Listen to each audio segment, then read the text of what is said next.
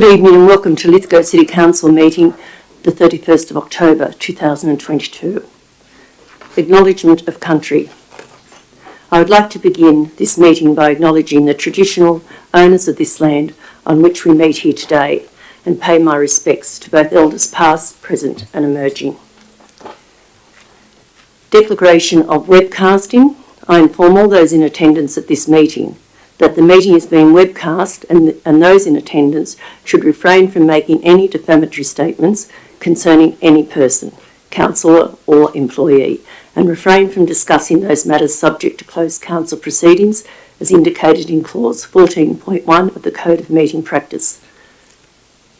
We have an apology today from Councillor Goodsell.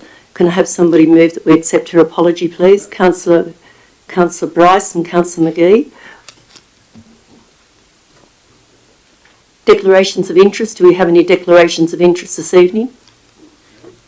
Yes, I got a pecuniary interest in item 11.3.1 and I leave the room. Thank you, Councillor O'Connor.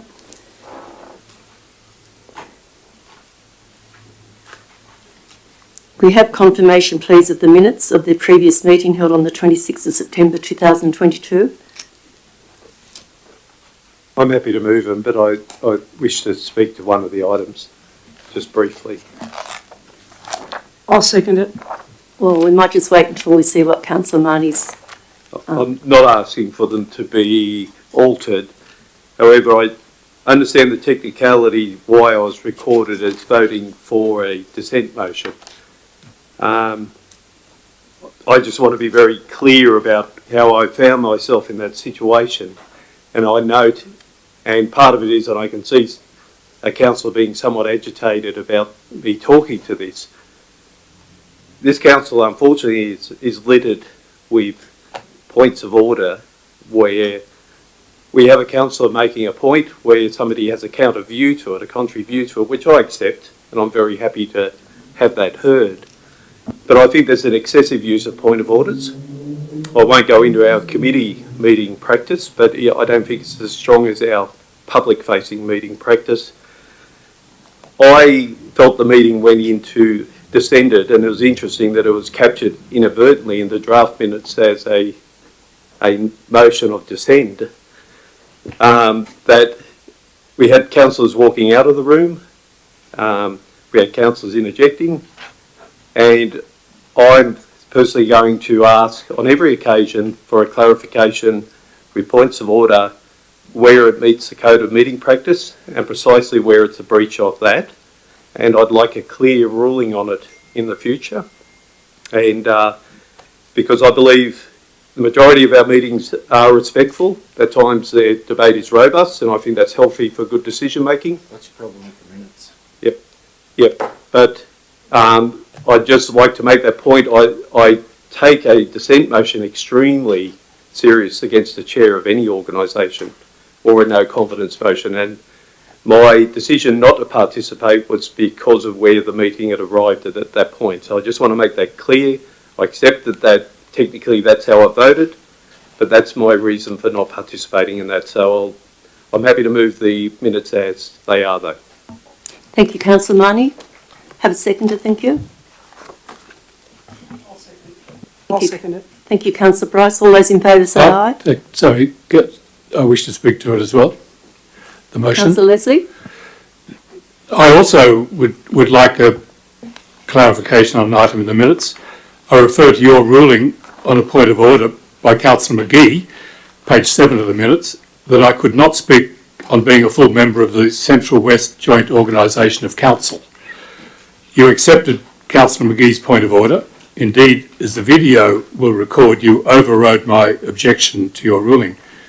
Yet, as these minutes will confirm, my amendment to seek full membership of the joint organisation was carried. Then, that then became the motion, which was carried, and you voted for it.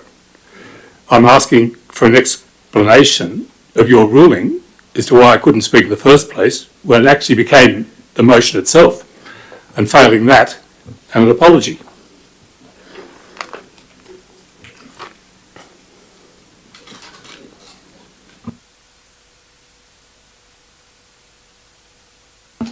There'll be another time for you to bring this up. We're confirming the minutes at the moment. Thank you, Councillor Leslie. I've already had somebody second the minutes, so you should have spoken in between getting a seconder. I definitely don't have a problem with you speaking at all. Just let the minutes be confirmed, and you can bring it up in extraordinary meeting. You can bring it up as a matter of great urgency. I don't mind you talking about it at all. It doesn't bother me at all. I believe I did the right thing. But we will not do it now because I've taken a seconder to Councillor Marnie's decision to move the minutes. So it is not a debate here tonight. The minutes have been seconded. If there's no disdain or no, pardon? Yeah, and any further dissent, I'll put the motion that the minutes be approved. Thank you. All those in favour say aye. Against? Councillor Leslie is against it. Thank you. Sorry, are you calling for a division on that? Happy to do that. Very happy. No, I'm asking, are you? I wasn't going to, but I'm happy to if Well, you'd like me it's to. just that you drew attention to my vote. Pardon? Well, you're sitting there, so we've got our lady down here doing the best we can. I always say anyone that is against something, it's not just you, Councillor Leslie, doesn't matter who it is.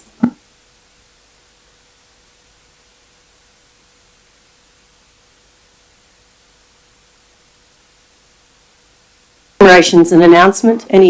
So today I'm very sad to hear over the weekend that a very long time business identity in Lithgow has passed away after a very big battle in his life. Mr. Bill Henry is known to almost all of Lithgow, I suppose, for many, many decades, and I, on behalf of Lithgow City Council, who has dealt with Henry Brothers for many, many years, I would like to express our deepest sympathy to him and his family, and to Peter Henry and his family. Thank you. Any person registered to speak? I've got some as well. No, we don't take them from the floor now, and we haven't Yes, we done do. for years. Yes, we do. Sorry. But there is no resolution on this council that has commemorations and announcements being wholly and solely the responsibility of the mayor. It's in January. We did it. Actually, I'm really happy to do this, Councillor Leslie, seems as though you think I'm picking on you. Go ahead, but in January we made a decision and there hasn't been any since because it turned out to be like Kerry Lineker's funeral parlour and the public didn't like what was happening. So tonight the only reason I did Bill Henry's is because he's been associated with council for 25 years as a person working for us, and we stopped doing commemorations because a lot of people were upset that we weren't including everyone that had passed away in our whole LGA. Councillor Coleman, the same. You know that was passed. We had a conversation about it very early in the year, how we could avoid being looked at as a person, a group of people doing commemorations. It's not necessary. We believe that it is necessary, but it got out of complete control. So, Councillor Leslie, what were you going to say? Thank you, Mayor Statham. I'd like to acknowledge and thank Matt and Belinda Trounce for their services to the Uniting Church and to the wider Lithgow community. Matt has been called to a ministry in Yamba and will leave shortly. I won't go into details about the many roles that they have played and the deep affection that the people of Lithgow have for them. But I personally will hold in my memory Matt as the Pirate King in the Pirates of Penzance, and I wish them well in their new career and adventures at Yamba. Thank you, Councillor Leslie, and I'm sure we're going to have an afternoon tea for him in about 6 weeks. And I too wished him well yesterday, but I think in the meantime we will also provide an afternoon tea for anybody in the public that would like to come. And yesterday was also Hoskins Memorial Day, and he did a wonderful service at that function yesterday, and the Hoskins family will be very sad to miss him. Councillor Coleman, and this will be put to policy if it hasn't already gone through policy. Thank you. Thank you, Mayor Statham. I agree that the Mayor should express sincere sympathy and condolences, which you've done. And I believe that's the conversation that we had. What I'm going to say is not in regards to that. I'm doing an announcement and a commemoration in regards to Councillor Eric Marnie, who was elected recently as the president of the Wolves football team. That's all that I was going to say. I do agree that the Mayor should do the sympathies and condolences. There will be a check of the minutes earlier on in the year when commemorations and announcements came through the Mayor. You were all asked to present whatever you would like to put forward. I don't know whether any councillor can remember this, but it was put forward that whoever would like to put some sort of announcement of any kind or a death notice of any kind with respect to whatever you would like to do, that would come through the Mayor, and I would then give them over as the commemorations and announcements. Public forum. Any person registers to speak during public forum on matters included in the business paper and registered via the council website prior to 12 noon on the day of the meeting will have the opportunity to speak. There will only be 2 speakers for and against on each matter on the business paper. Public forum will be allocated half an hour time in total, with each speaker having 3 minutes to speak.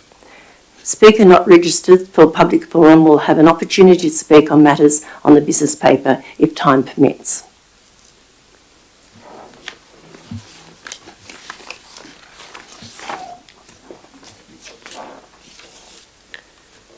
Mr. Ken Newton, the Australian Caravan Club. When you're ready, thank you, Mr. Newton. Thank you and good evening. Yes, it's Ken Newton, the chairman of the Australian Caravan Club. We've just held a major event here in Lithgow in the showground, and I'm pleased to tell you that we have accounted for over $200,000 of investment in the community from the receipts from purchases that were taken through the LGA. We have had nothing but good relationships with people. And tonight I want to thank Council and particularly the General Manager and the Mayor for stepping in at a critical time to make sure the event would happen. There was some complications early on the piece, and it was important that we got things sorted out. The weather wasn't particularly great, but we still managed to get a good turnout, and I know that certain organisations appreciated the cash in the drawer, as it were. And I also appreciate the fact that being a former resident here back in the 80s and the 90s, I'm very pleased to see that Lithgow has a very positive outlook to tourism. The Seven Valleys promotion is quite clever and appropriate, and so too would be something like a high technology park development here. That would be excellent, in my opinion. I used to be involved with a couple of organisations with colleagues. You probably heard of Barbecues Galore and Rebel Sports. We opened our first Rebel Sports back in '82, and that's when I moved into Lithgow at that time. But then I was involved with international corporations and preparing the Olympic Games for Beijing, so I was spending a lot of time overseas. So I moved to Sydney to be closer to the airport, but I'm pleased to be back, and I'm pleased to be in a great city that has so much potential for tourism to develop and for light, clean energy industries to also come and take their part and join with this great history of manufacturing and processing and agriculture.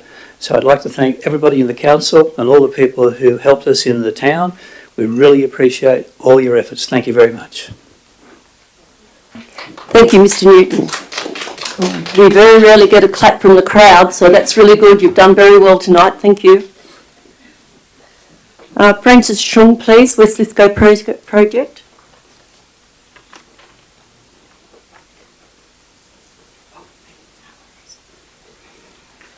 Please excuse me, I'm very nervous.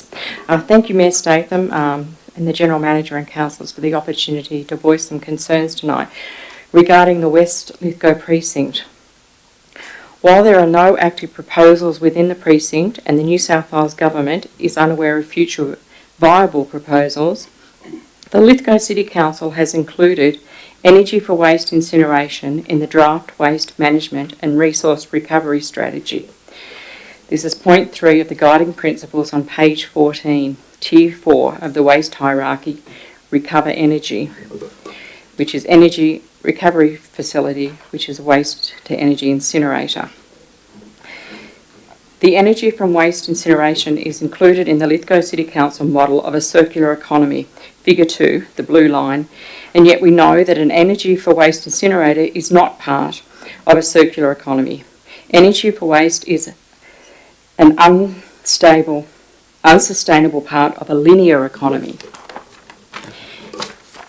In the first half of the Lithgow City definition, it is stated that preference is to offset greenhouse gas emissions from conventional electricity generation, and yet waste-to-energy incinerators emit more greenhouse gases and toxic air pollutants per unit of energy than most coal, oil or gas technologies. For every tonne of waste burnt, there is 1.5 tonne of greenhouse gases produced. The first principle of a circular economy is to eliminate both waste and pollution. Energy for waste incineration does neither. From this technology is banned in the ACT. Sorry, I wasn't going to say that. I crossed it out. The technology has been rejected in Sydney by the community, the Department of Health, the Department of Planning and the EPA.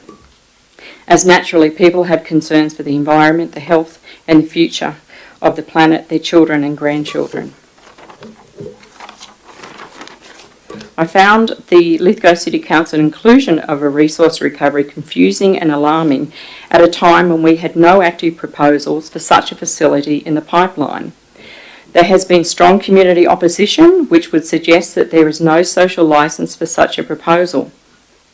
A social licence is built on trust. To keep pushing a toxic incinerator onto a community who clearly don't want it does little to re-establish trust.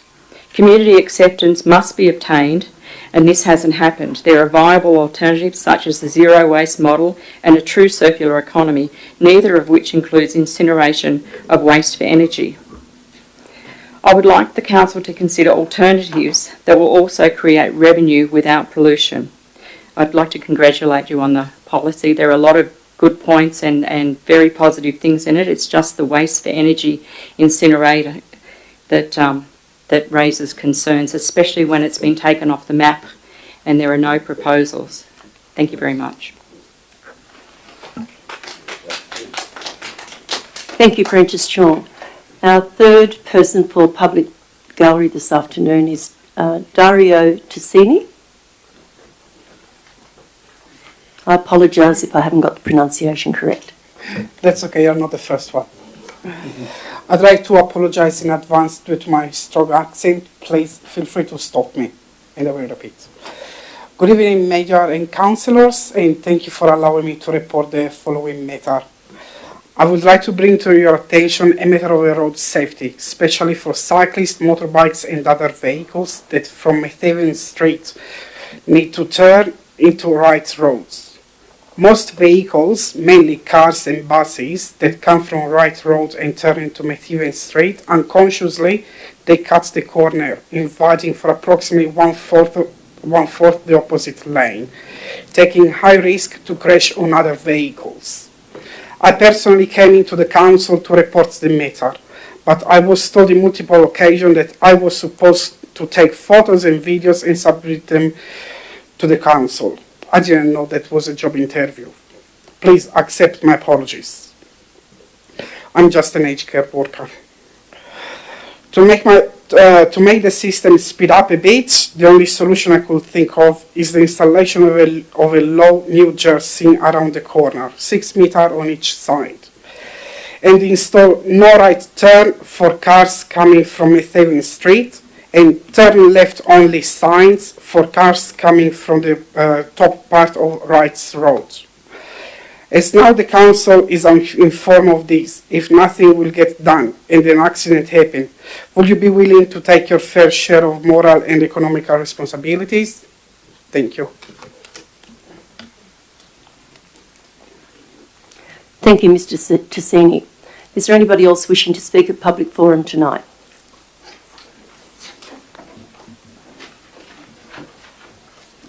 Ms. Nathan, maybe that one from the gentleman before could be referred to the TALC committee. Yes. Thank you, Councillor Goodwin. Mr. Edgecombe has spoken to the gentleman today, so they'll carry that. Look after that after the meeting. Thank you. Just state your name, please. Thank you.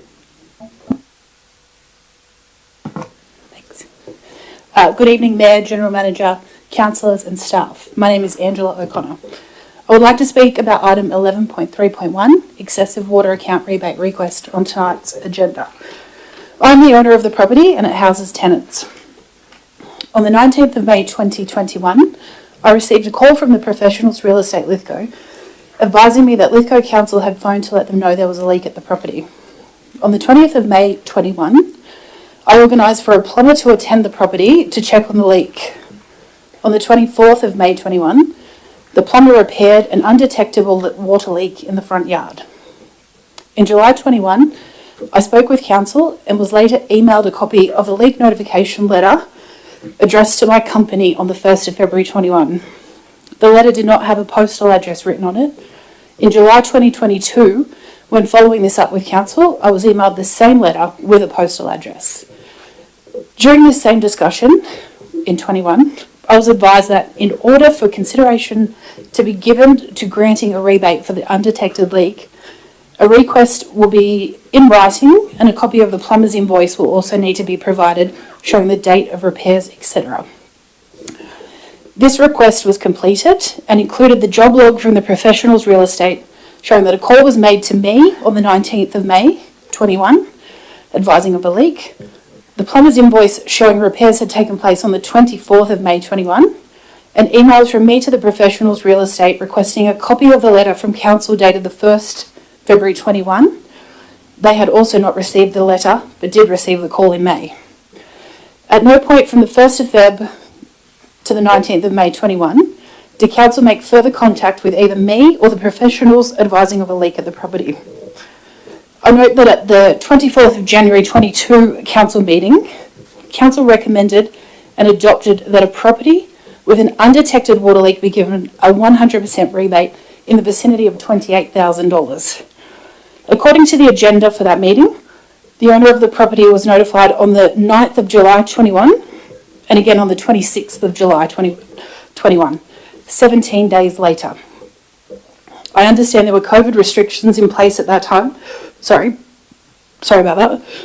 But how is it that one property is notified within a 17-day period and another over 3 months later? Had I been given the same notice, the water leak at my property would have been fixed in February 21. Instead, it continued to leak until May 21. I'm more than happy to pay the $234.50, which is the average consumption. If I'm only to receive a 50% rebate of $6,280 this evening, there will be an outstanding amount of over $6,700 owing. As you will appreciate, this is a considerable amount of money and unfortunately not affordable for me to pay. I ask that councillors please reconsider this 50% rebate and instead allow a full rebate to be issued for the account. Thank you. Thank you, Angela O'Connor. Anybody else wishing to speak at public forum this evening?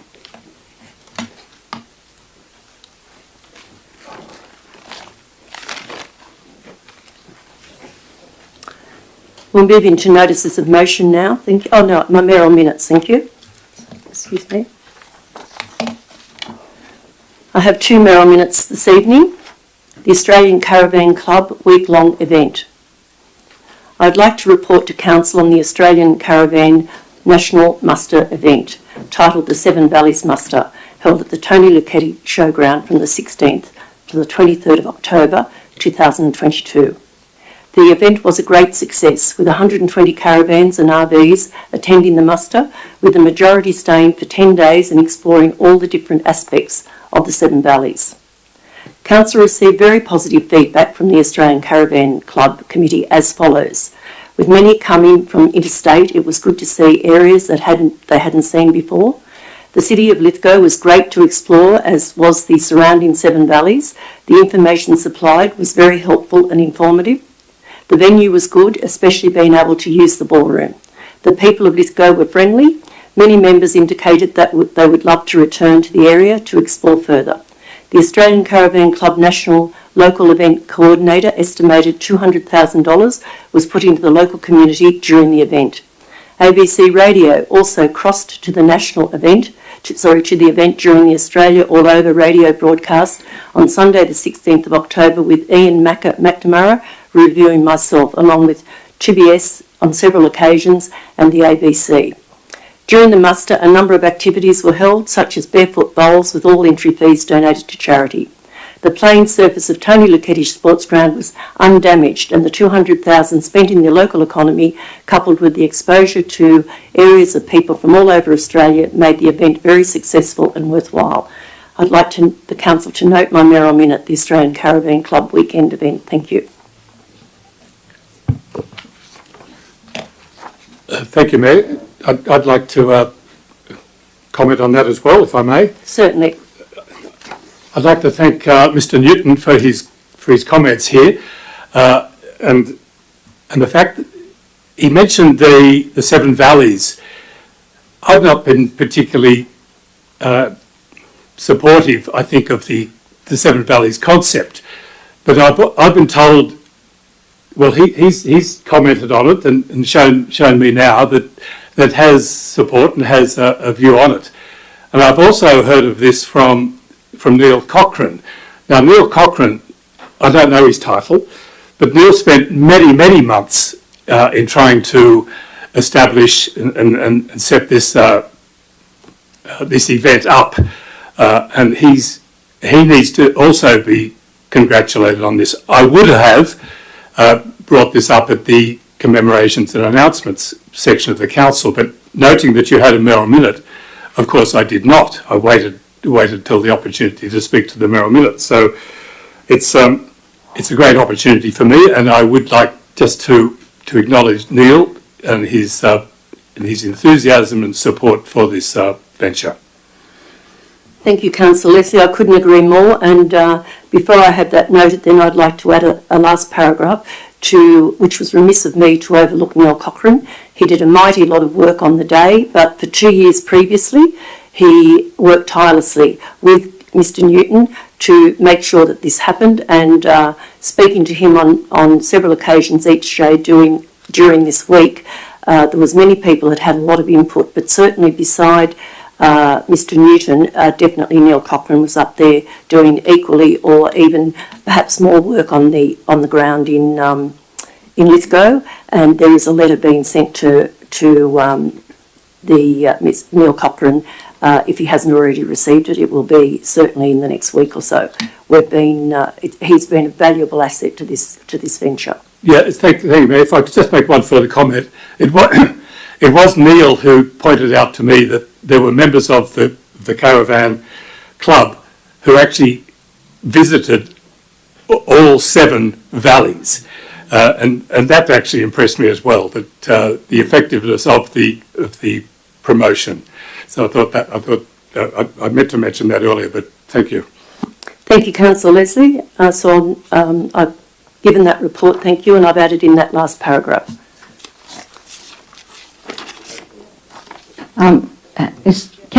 Point of order, is Councillor Leslie seconding it, and now You don't have to second it. But you're putting it to the council, Mayor?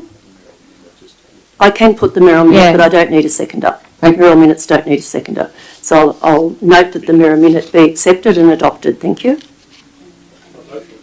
All right, I'll put it to the vote, but it's unnecessary. All those in favour of the mayoral minute? It's absolutely necessary so that it becomes a public record. Well, in my code of meeting practice, it says you don't have to, but I'm happy to do it. Yes. I don't need a seconder. Sorry, it was Councillor Coleman. Yes, that's correct. So it's adopted. My second mayoral minute is Halloween 2022. I would like to inform Council of the success of Halloween 2022, held last Saturday, the 29th of October 2022, the first live Halloween since 2019. It was really pleasing for me that despite the 3 years that had passed since last Halloween, more than 15,000 people came to the Halloween event in Lithgow on Saturday, which stretched the length of Main Street from the Union Theatre and University of Western Sydney in Bridge Street to near Lithgow Street. More bands and street entertainment than ever before were engaged for Halloween 2022, with street performers, free face painting and 3 stages for musical and dance entertainment. The Union Theatre was also activated as a new venue for the event that saw aerial circus performance and sets from a local DJ.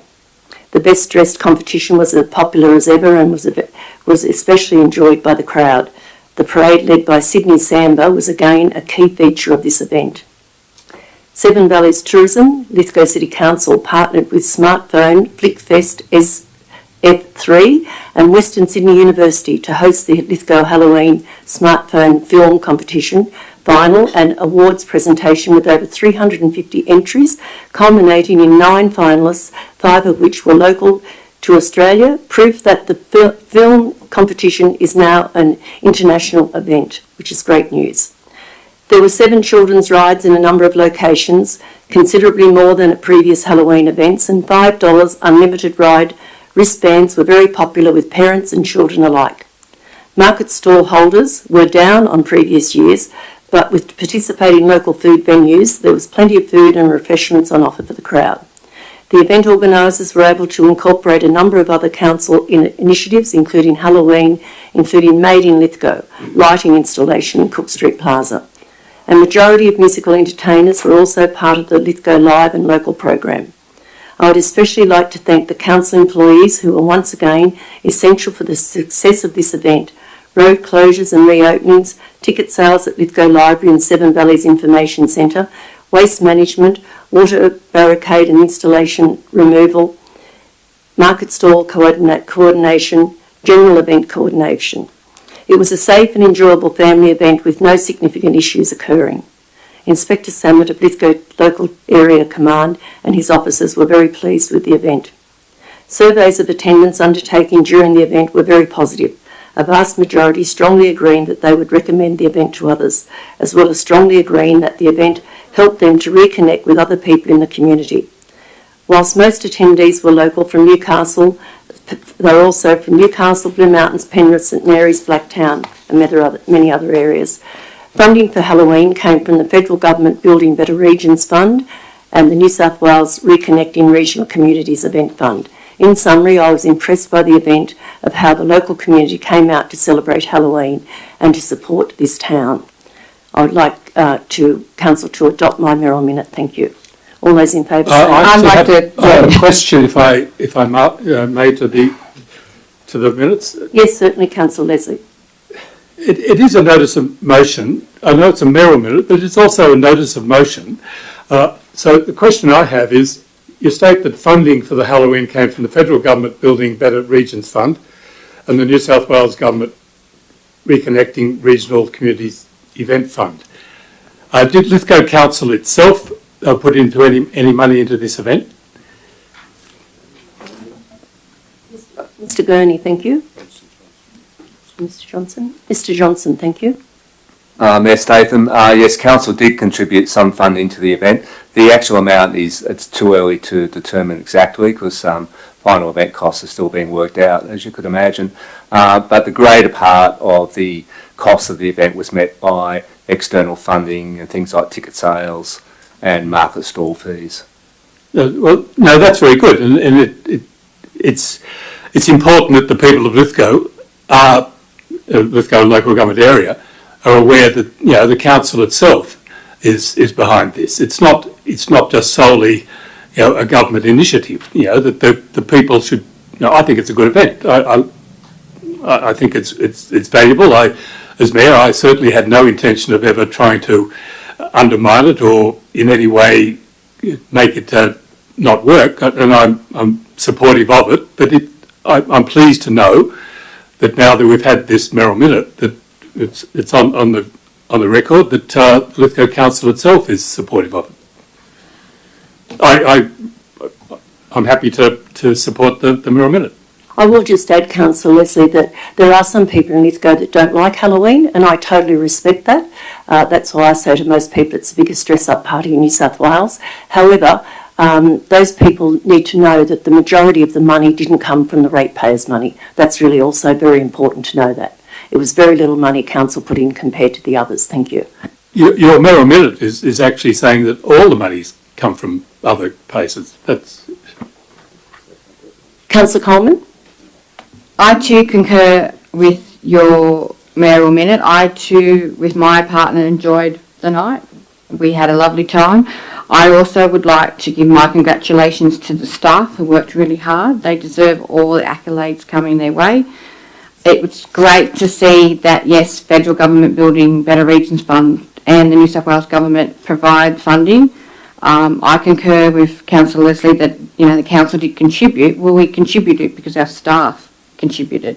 And I think that should be acknowledged. I also like to acknowledge our federal member, Andrew G., who was there. He took part in the parade.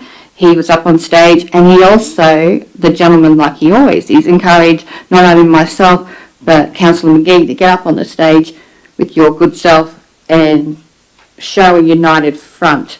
And I think that was really important.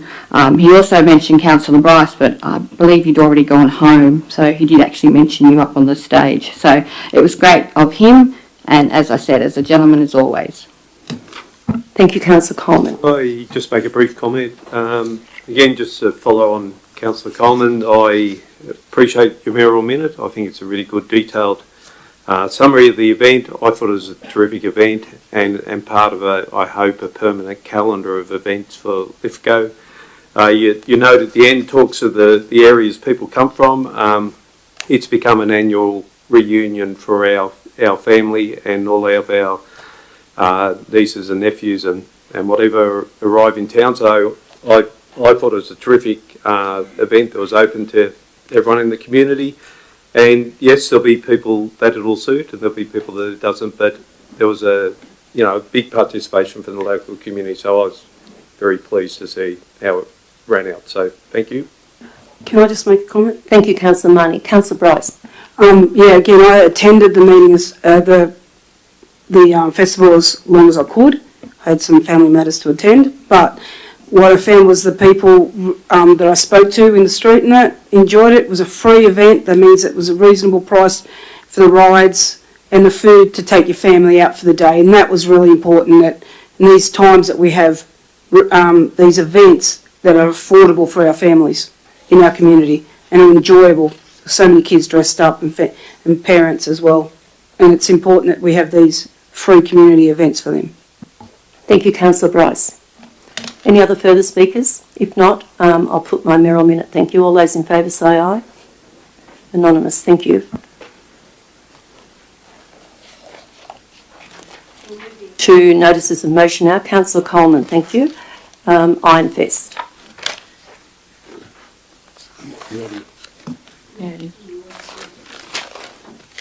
Thank you, Mayor Statham. Bear with me.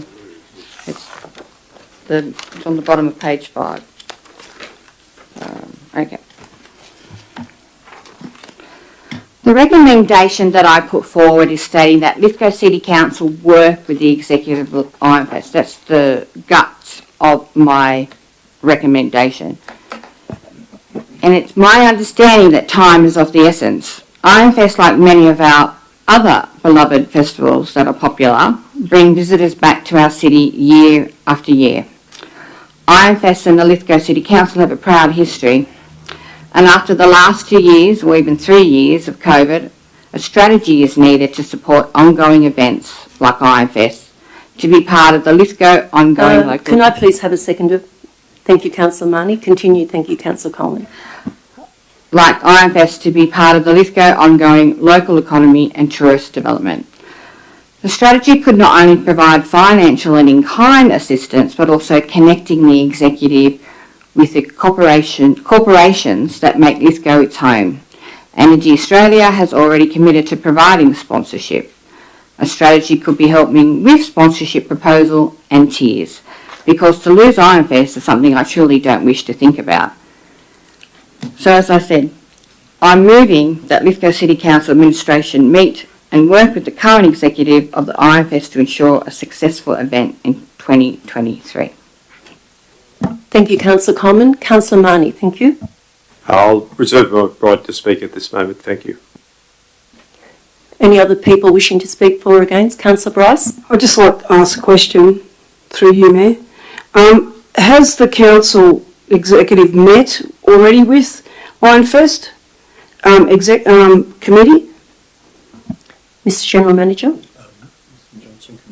Mr Johnson, thank you. Mayor Statham, this matter was discussed by the executive only today, and decision taken that we will contact Ironfest tomorrow to commence discussions about their proposal.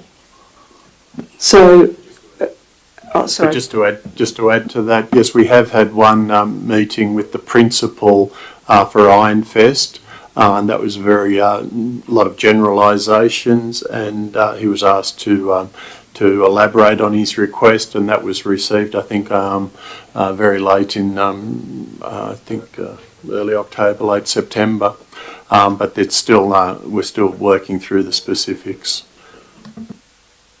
Thank you, Mr Johnson and the General Manager. Anybody else wishing to speak? Councillor McGee? Yes, I think it's a good thing. We need to support it as much as we can, and certainly the support that we've shown in the past, should be just continued, and meeting with the executive on both sides is a good thing. And it's communication gets these things going, so yeah, support that. Anybody else wishing to speak? Councillor Coleman, right of reply, thank you.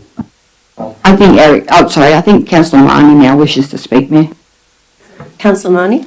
Thank you, Mayor.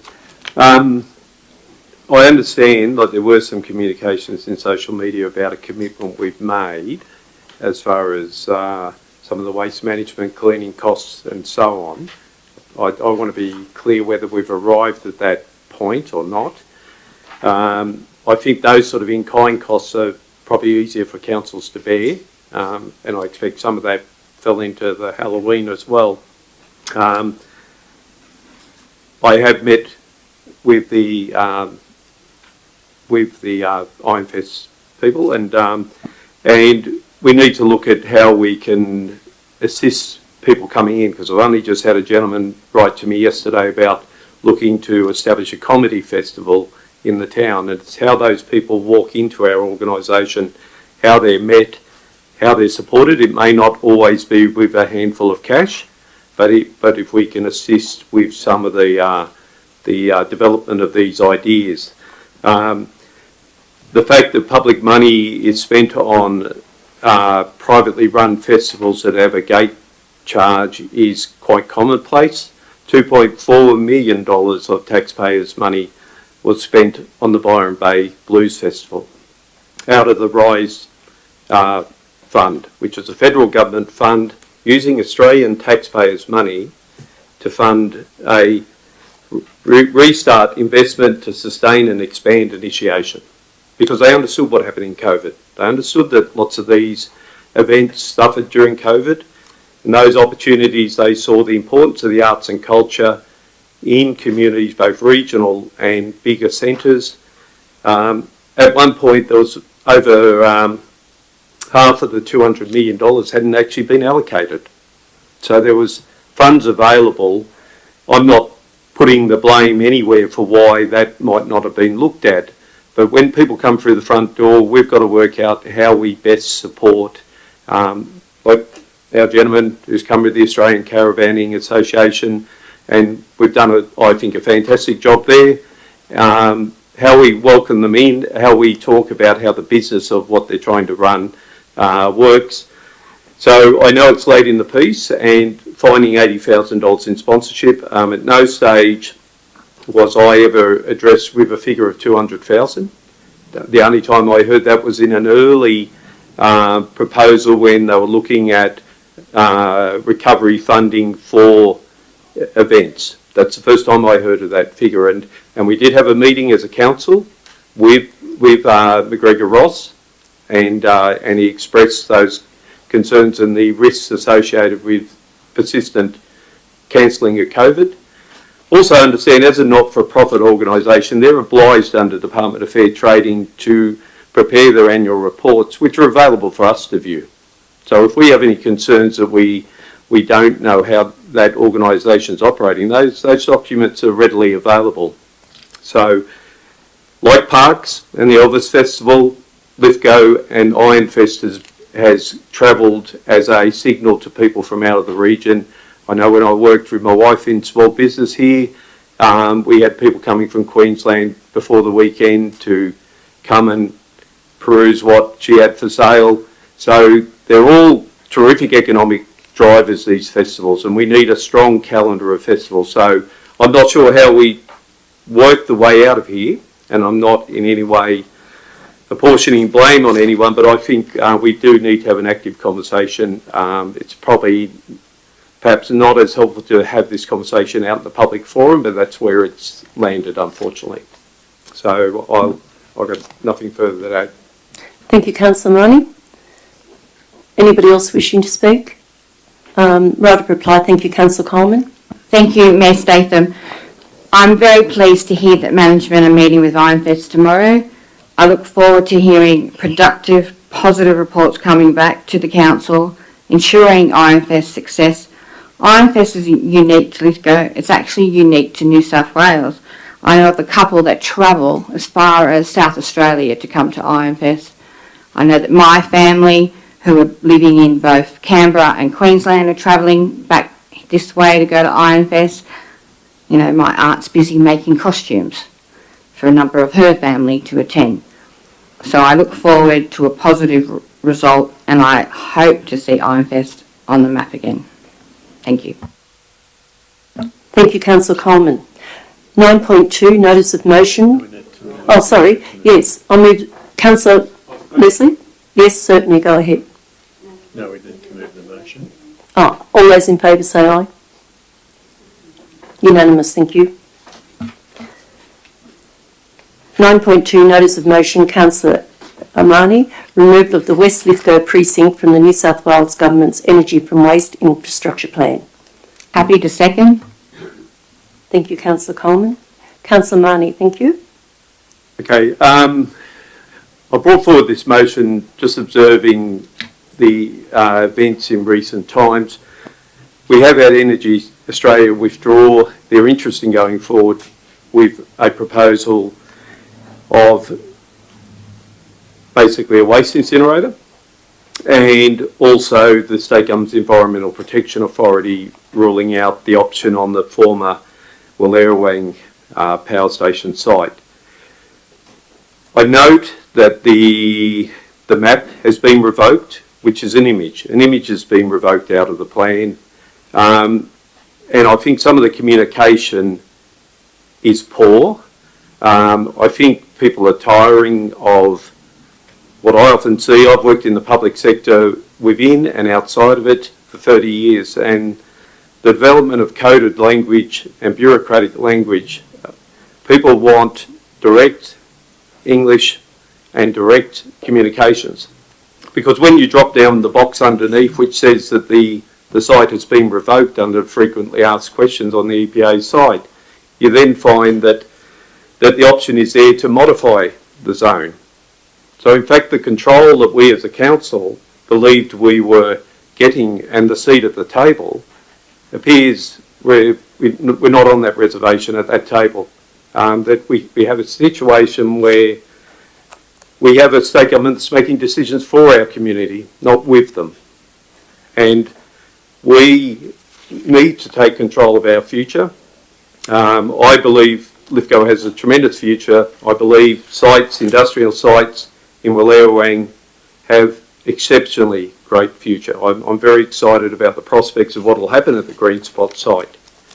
I was never supportive of what I agree with Francis Chung, that what is a linear economy. A train arrives, we burn it, it goes back, and it goes back and gets more rubbish. That to me is not part of a circular economy. I'm looking that I felt this is a divisive and destructive issue in our community. I think we need to work with people like Greenspot and other large industrial landholders to activate the possibilities of their lands. And I personally, and I'm sure lots of people in Wallerawang share the view that Wallerawang will be the industrial hub and activity centre of the Lithgow LGA. It's just a spatial reality that that's the case. And we need to enable that and facilitate that. And I would think it's in our interest to, and Ms. Chung also spoke about the lack of a community licence to proceed with this. I don't believe there's widespread support for this. I don't believe there's even relatively small scale support for it. I hope our imagination of what the future of Lithgow is significantly better than this. So I think we need to write to the state member, because it now sits in his hands as the Deputy Premier and the Premier to remove the zone altogether, and to ask the people of Lithgow to imagine a future that will be supported by its community. So I'm basically putting that motion to the council. I'm seeking the council's support on that. I have been spoken to over the last 12 months by very large numbers of community members who are not supportive of the West Lithgow precinct. So I'll leave that at that. Thank you. Thank you, Councillor Marnie. Councillor Coleman? Yes, thanks, Mayor Statham. I noted in the management's comment that Council's current policy position was decided at the March ordinary meeting. The great thing about Council is that it can change its mind. It's fluid. So the policy position with the will of the Council can be changed. We've seen that in several occasions. I, for one, did not vote in favour of this policy position and stand by my values. That's why I second Councillor Marnie's recommendation. I firstly would like to thank Energy Australia for listening to the community and withdrawing its interest. I'd also like to acknowledge the work of the community group Tourism Not Trash, who lobbied not only Council but our state MP Paul Toole to make it clear how the majority of the community felt. A special mention to Francis Chung, Anne Thompson, Val Pelskett, Greer Ashworth, Christina Wren and Vicky Walsh, who worked tirelessly organising meetings and speaking to the community. If I've missed anybody, I'm sorry. Irrelevant of what happens next March, Lithgow does and never wants to be a dumping ground for Sydney's waste, and the message has to be sent loud and clear. Thank you, Councillor Coleman. Any other speakers? Councillor Leslie, you're moving up. Would you like to speak? I was just going to wait and see if anyone was going to Anyone else wishing to oppose the speak? motion. Councillor Leslie? If no one wishes, I'd certainly like to speak to the motion and support it. Thank you, Councillor Leslie. There are two matters to consider here, I believe. One, that there is no active waste incinerator proposal and none in the foreseeable future. And if that's the case, there should be no problem in passing this motion. And should the New South Wales Government receive another application, and remember the Government has reserved these matters as state significant items, then they should restart the process so that Lithgow residents, especially those within the West Lithgow precinct and at Wallerawang and Portland, can be properly consulted and informed. Or that there is still an active waste to energy precinct just waiting for a proposal to come from the government or come to the government. In which case, this motion becomes urgent. Vote this motion down, and you are saying to our citizens that you support burning of Sydney's waste in our local government area. Removing the map is just a confidence trick and has absolutely no validity at all. The West Lithgow precinct remains. Energy Australia, a fully owned foreign company, could change its mind. Why not? They will need something to power the pumped hydro project at Lake Lyell. All anyone needs to do is say to the government, probably via our state member Paul Toole, that they have a proposal and, bang, back comes the map. Or to quote the New South Wales Gazette, the map may be updated from time to time to accurately reflect the planning status of proposals in the West Lithgow precinct. Did you notice, by the way, that that sentence did not manage to make it into the management comment? Thank you, Councillor Leslie. If there's no more debate, right of reply, thank you, Councillor Marnie. Okay. Also note that we've got two other items about resource recovery out of the waste stream. A central part of, I think, the pathway forward, and two very interesting and exciting options that have been put in front of us tonight. For me, also, the mention from Francis Chung about the waste management strategy, which I think is a terrific document. I have expressed in public and private my keenness about the quality of the work and the quality of the work that's been done by staff. The possibilities there are considerable. I have concerns, and I understand it's represented as a state waste hierarchy, but the problem is, for regional people in 4 locations in New South Wales, they've been asked to take on what is not okay for the Sydney Metropolitan. If it's not okay for the Sydney Metropolitan, it's not okay for Lithgow. And they've been arrived at, and I don't want to go, there was an independent planning commission that rejected those proposals on a range of health, environment and human wellbeing issues. Our lungs are the same as the lungs in Western Sydney and the eastern suburbs. Our children's health is the same as those people in Western Sydney and the Sydney Basin. I don't think it's a fit for Lithgow at all, and I don't believe that regional New South Wales should be having these decisions made for them. Let the regions develop their own pathway forward and forge out an exciting and imaginative pathway, rather than having a government in Macquarie Street determine what will suit us and what will be our industry needs. So I can't support the proposal and any future proposals. I think it will continue to be a divisive and distractive issue for our community when we're on the cusp of moving forward with some really exciting initiatives. So I'll leave it at that. I'll just ask that the recommendation be put to the council.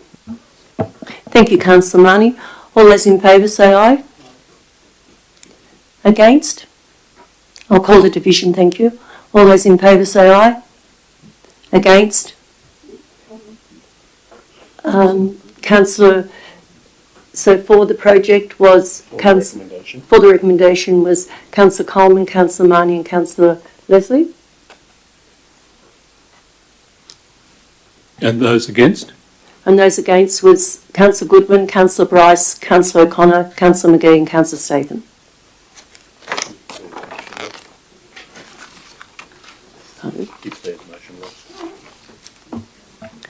I'll declare the motion lost, thank you. Questions with notice. Councillor Leslie, social media policy. Yes, thank you, Mayor Statham. Firstly, some procedural clarification. The question I submitted, both as a printed copy and electronically, did not have a commentary. It was headed question on notice. That was changed by the council administration. And secondly, is this management comment supposed to be the answer, or will we be getting a verbal response? But, so I'll now ask the question, which is, now that Lithgow Council has adopted the social media policy without putting it to public comment, has the council administration informed all community members of council committees that they are now subject to the provisions of the policy, including the necessity to comply with the State Records Act in keeping a record of all social media posts, at least when referencing council matters, and that they will also be subject to Code of Conduct provisions if the council deems that they have breached the policy? Thank you, Councillor Leslie. Could I have a seconder, please? Or just a question? So I'll hand you over to Mr Johnson and he'll explain and answer your question. Thank you, Councillor Leslie. Mayor Statham, as I understand it, as alluded to, the new social media policy doesn't impact on the community. However, it does impact on staff and members of committees. Council is just about to inform members of committees this week that of the adoption of the new policy and what implications it will have for them. And I understand that the terms of reference of committees will be amended accordingly. Could I just read the definition of council officials? Council officials council officials, councillors, members of staff and delegates of the council, including members of committees that are delegates to the council. It seems very clear to me that they are subject to the policy. Yes, they are subject to the policy. Thank you, Mr Johnson. Thank you, Councillor Leslie. We'll move on to staff reports now. Thank you. So that was the answer, was it? That they will be notified? That they Yes. haven't yet been? They haven't yet been notified, but we plan to, I think, this week. People and service reports, 11.1.1, building and development. Could I have somebody move this? Thank you. Yeah, I'll move that way. I'll second it. Thank you, Councillor Goodman. Councillor Bryce. Councillor Goodman, would you like to speak to that? No, I don't want to speak to it. Right. Councillor Bryce? No. Any dissent? I'll put the motion. All those in favour say aye. Against? Carried. Thank you. 11.1.1.2, voluntary planning agreement, New Rock Technology Proprietary Limited. Happy to move. Thank you, Councillor Coleman. A seconder, thank you.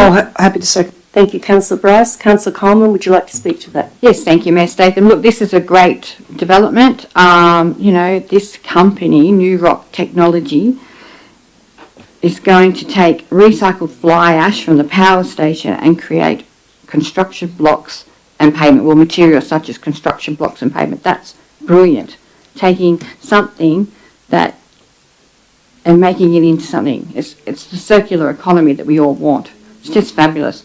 So I just want to make that point. The other point is that, it states here that the draft voluntary planning agreement will be placed on public expedition for a period of 28 days. So I'm assuming, and this is a question, it'll be coming back.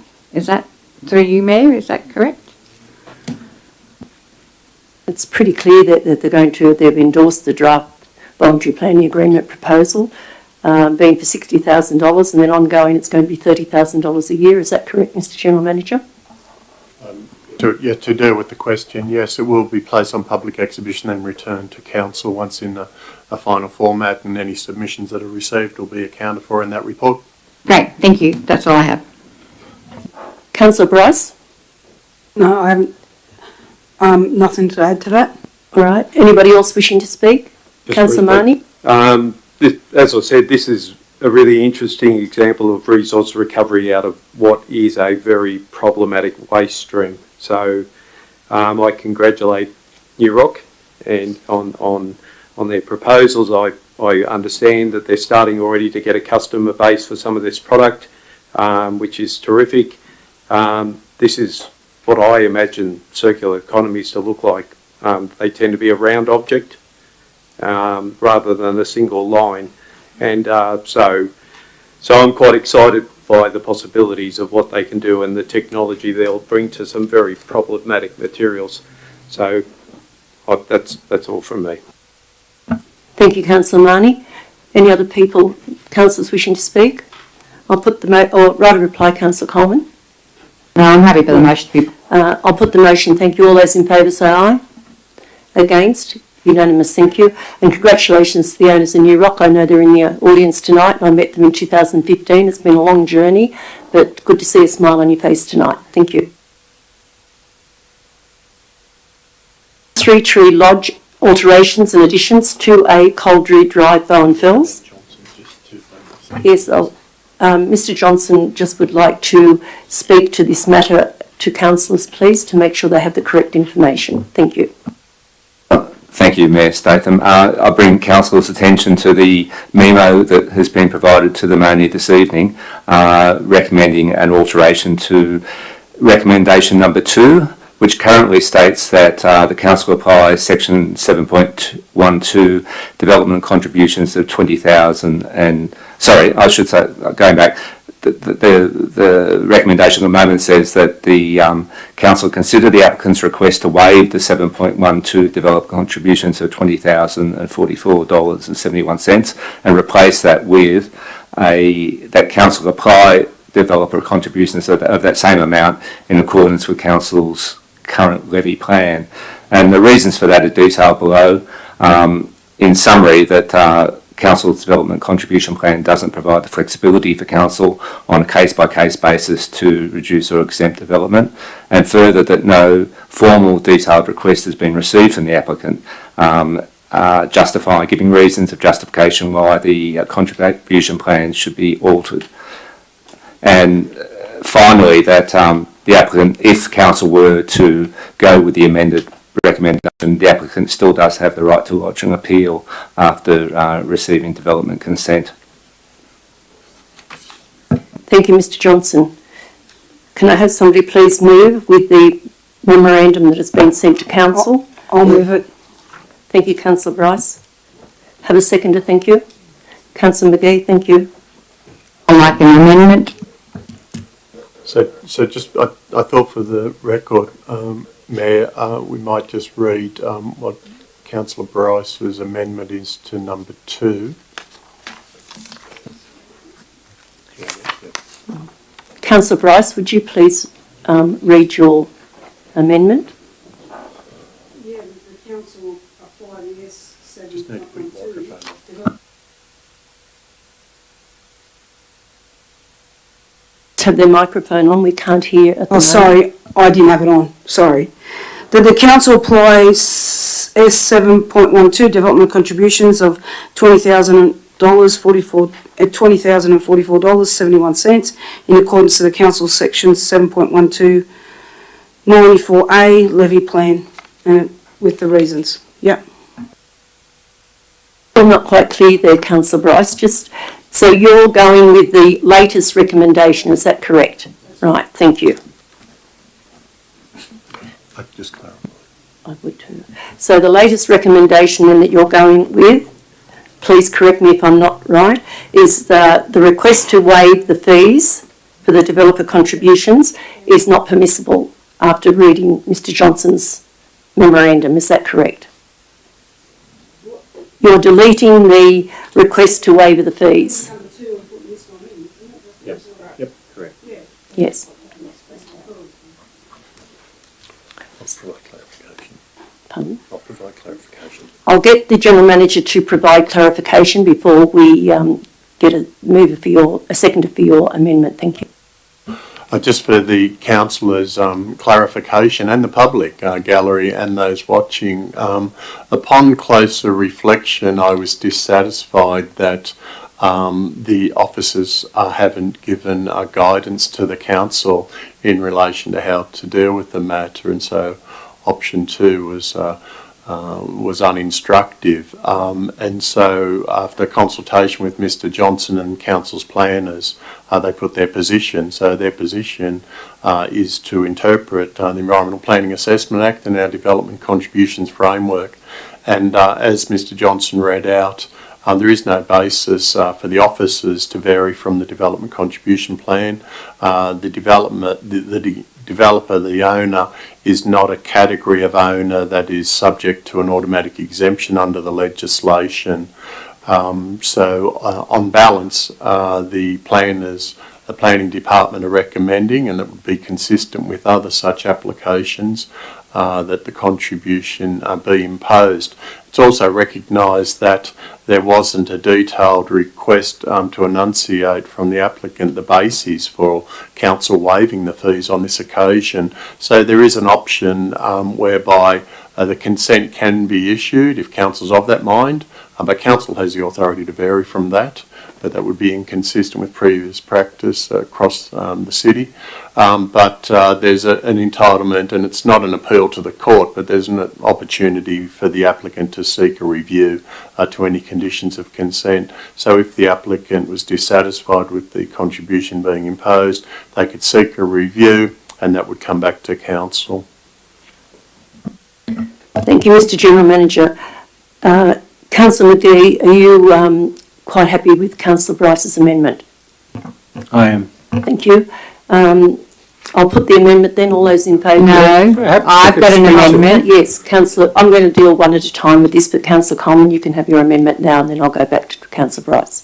Thank you, Councillor. Sorry if I may interrupt, can we actually have someone speak in favour of the motion before we hear an amendment? That's the normal practice, isn't it?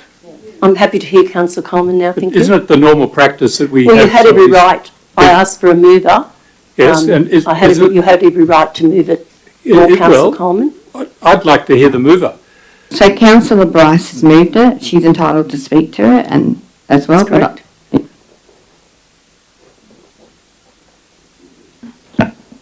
I was happy with the recommendation that was this recommendation that was given to us tonight. I felt it was more flexible and a bit more, and thanks to the General Manager for elaborating on it. That's it. I'm happy with the way it is. Thank you.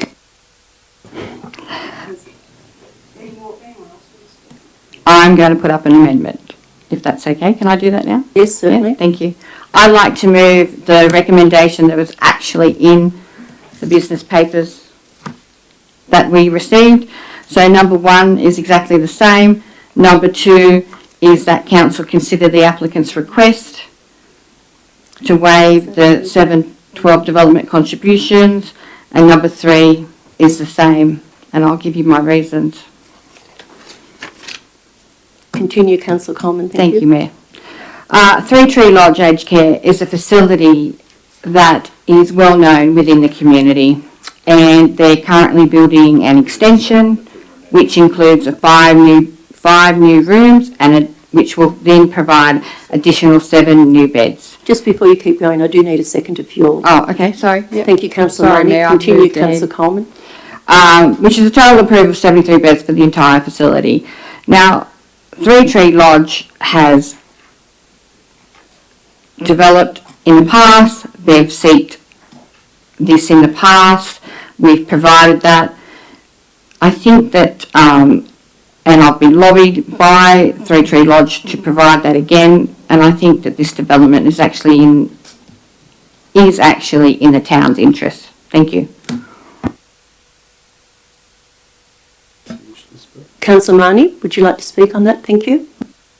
Only briefly. I understand the General Manager's concern with the second recommendation because it wasn't particularly direct as to council should, but rather council consider.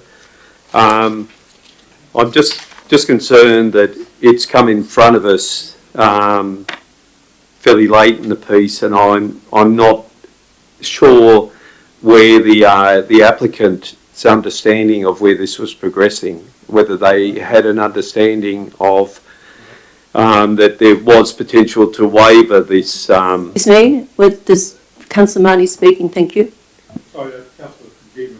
Excuse me, point of order, both of you. Councillor Marnie is speaking at the moment. Continue, Councillor Marnie, thank you. Okay, thank you, Mayor.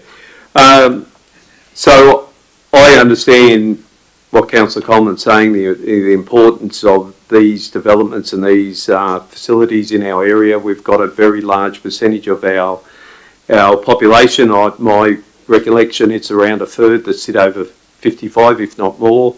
I hope myself that I don't require this service, but for many in our community, it is an essential part of our needs as a community.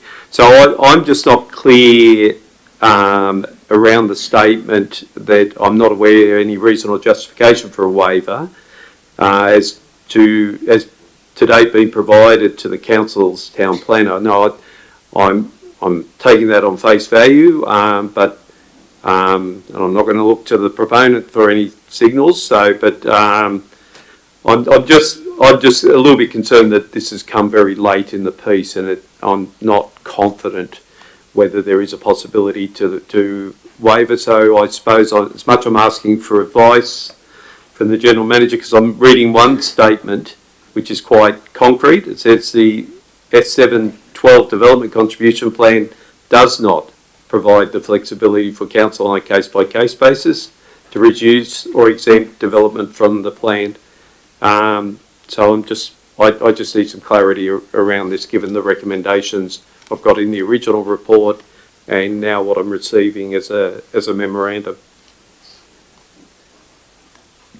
Again, to provide clarification, and I apologise that the memo comes late to the council, but I bring the councillor's attention to page 15.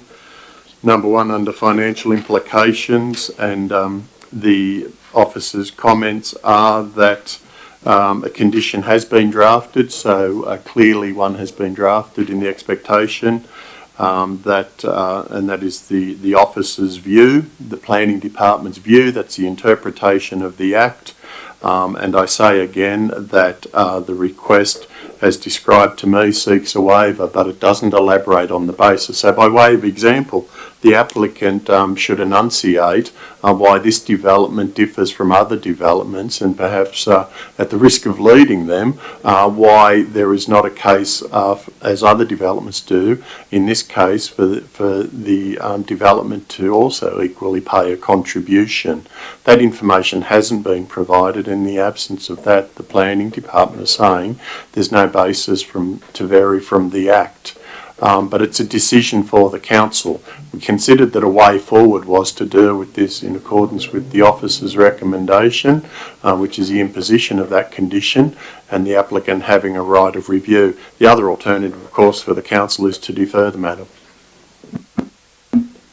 Mayor Statham, can I move to defer the matter?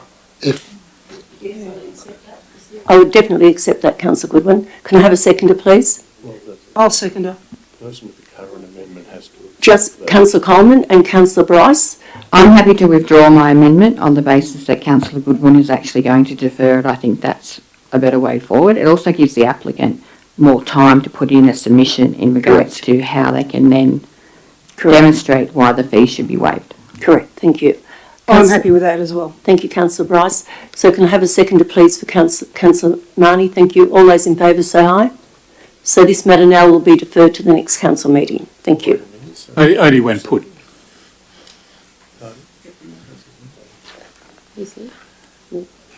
That's the amendment, wasn't it? So that was... So both movers of both amendments are quite happy now to withdraw their... Withdraw. I Yes, withdraw. that's correct. Yes, that's correct. Councillor Bryce has withdrawn. So we had a second. So we had a seconder in Councillor Marnie. Yes. Is there? You have to ask. Is there any debate on? Yes. Is there any debate on this? On the amendments? With the amendment. I'll put the amendment then. All those in favour say aye. Against? Carried. Unanimous. Thank you. The amendment becomes a motion. Yes, so that amendment now becomes a motion, and the motion at the moment is for Councillor Goodwin has suggested to defer this until the next council meeting.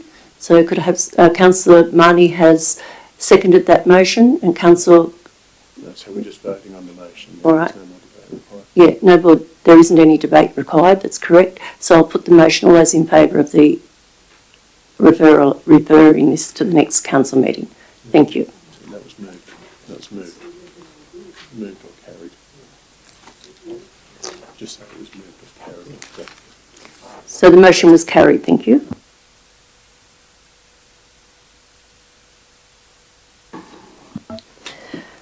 People and Services General Reports, 11.1.2.1, Bell Quarry. I'll move it. Thank you, Councillor Bryce. Happy to second. Thank you, Councillor Coleman. Councillor Bryce? It's good to see this has come to an end after a very long period of time, and to recommend to an end where the residents of that road are happy that this is not going to go ahead.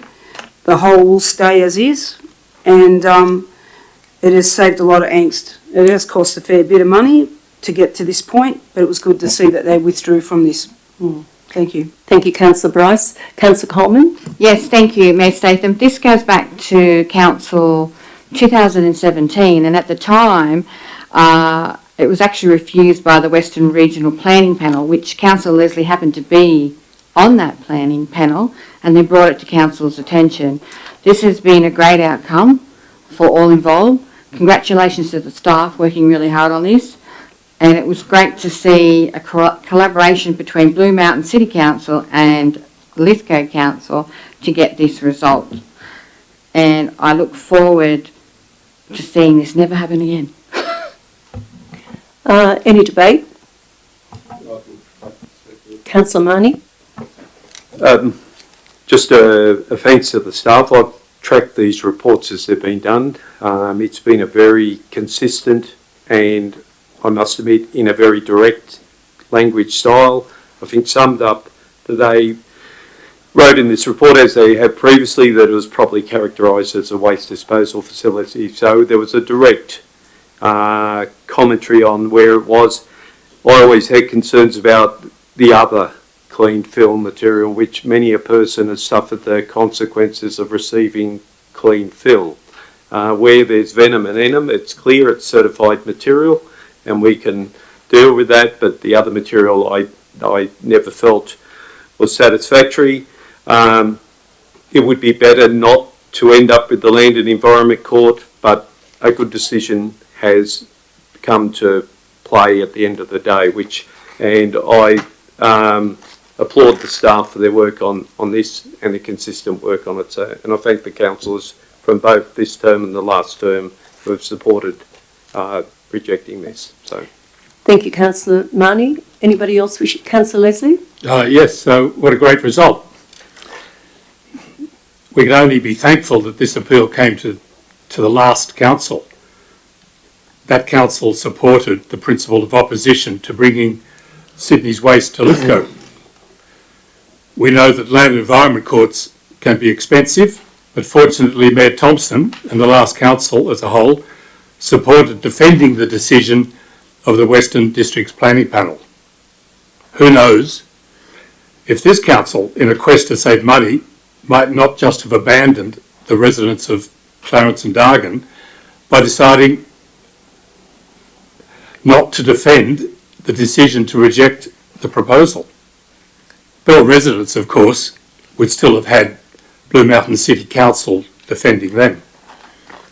I refer you to Councillor Goodwin's questions with notice at our August meeting.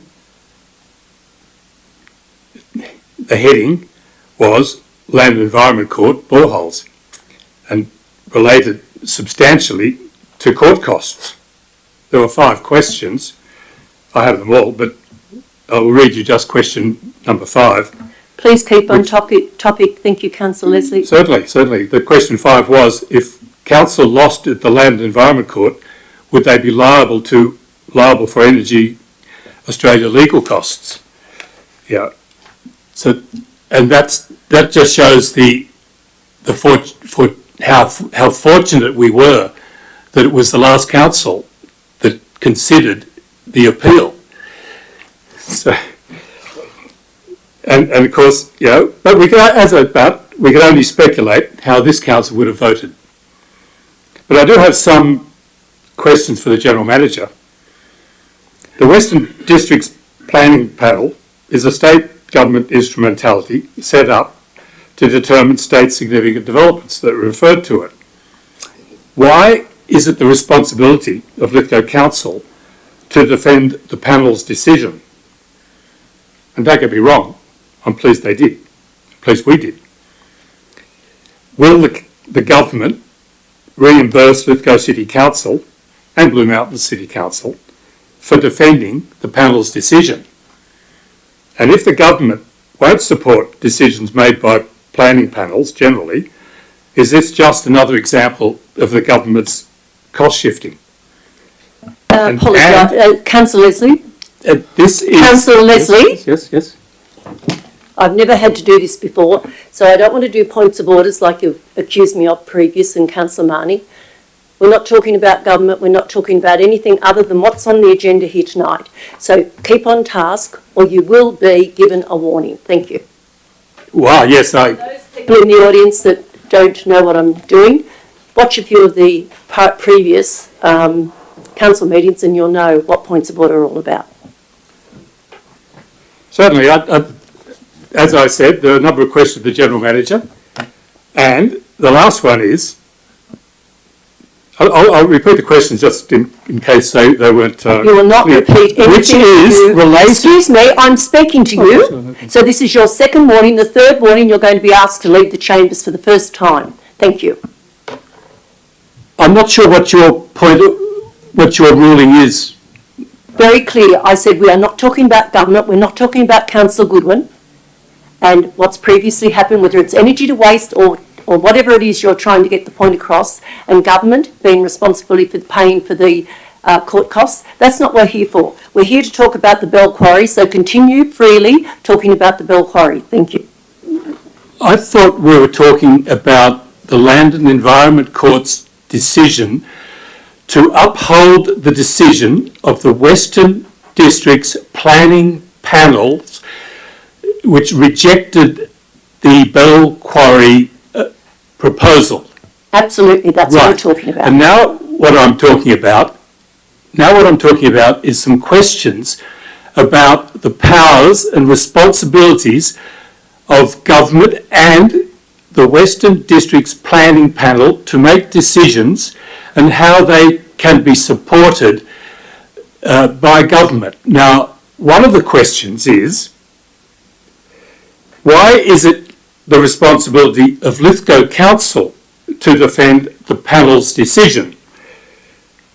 As I said, That's a very fair question. Very fair question. Oh, Continue. Thank you very much. Secondly, will the government reimburse Lithgow City Council and Blue Mountain City Council for defending the panel's decision? Also, if the government won't support decisions by planning panels generally, is this just an example? Excuse me, stop right there. Oh, wow. They're talking about the Bell Quarry. No. You're trying to get me to bite, Councillor Leslie. I'm running a proper meeting and you're drifting off the subject. So this is your last warning. You can leave the chambers if you're going to speak one more word about anything to do with politics. I won't have it in this chamber. Thank you. So you can have another 2 minutes talk. I'm happy for you, or you can leave the chambers. Make up your own mind, because I do not care. I have to move a dissent motion, Madam Chairman. Madam Mayor. No worries at all. I'm getting used to it. As said from your ruling, there's a number of issues that I've tried to raise that you won't let me speak. Councillor Goodwin's questions on notice is a public document, a council document with an extensive management response, and it relates specifically to Land and Environment Court costs, a matter we are dealing with in respect of this Bell Quarry Land Environment Court hearing and decision. This ruling is an attempt to protect Councillor Goodwin. He doesn't need your help. He asked a carefully considered set of questions submitted a month after the defeat of the rescission motion on the Lake Lyell boreholes. You do him a disservice. He has been absolutely consistent with his views. Councillor Goodwin didn't vote one way before the election and another way after the election. And I respect him for that. I will be surprised and disappointed if he votes to support your ruling. We need to be able to canvass issues broadly. We need to be able to canvass decisions of government. We need to be able to canvass the actions of this government's cost-shifting processes, and here's another example of it. Why is Lithgow Council paying for the substantial court costs that should be paid by the government in support of its own panel? It's their panel. It's not this panel. It's not this council. This council didn't make the decision. The Western District's planning panel made that decision. And yet I can't comment about that because of your ruling that's always designed to protect this state government. Any criticism of this state government, and bang, here's a point, you can't speak on this. You think about the consequences of this. Freedom of speech is something that's important in this. And you need to be able to put this to the council. And I want to know whether they're prepared to actually take this matter on, or are we going to be forever held so that important issues cannot be raised because they upset your friends?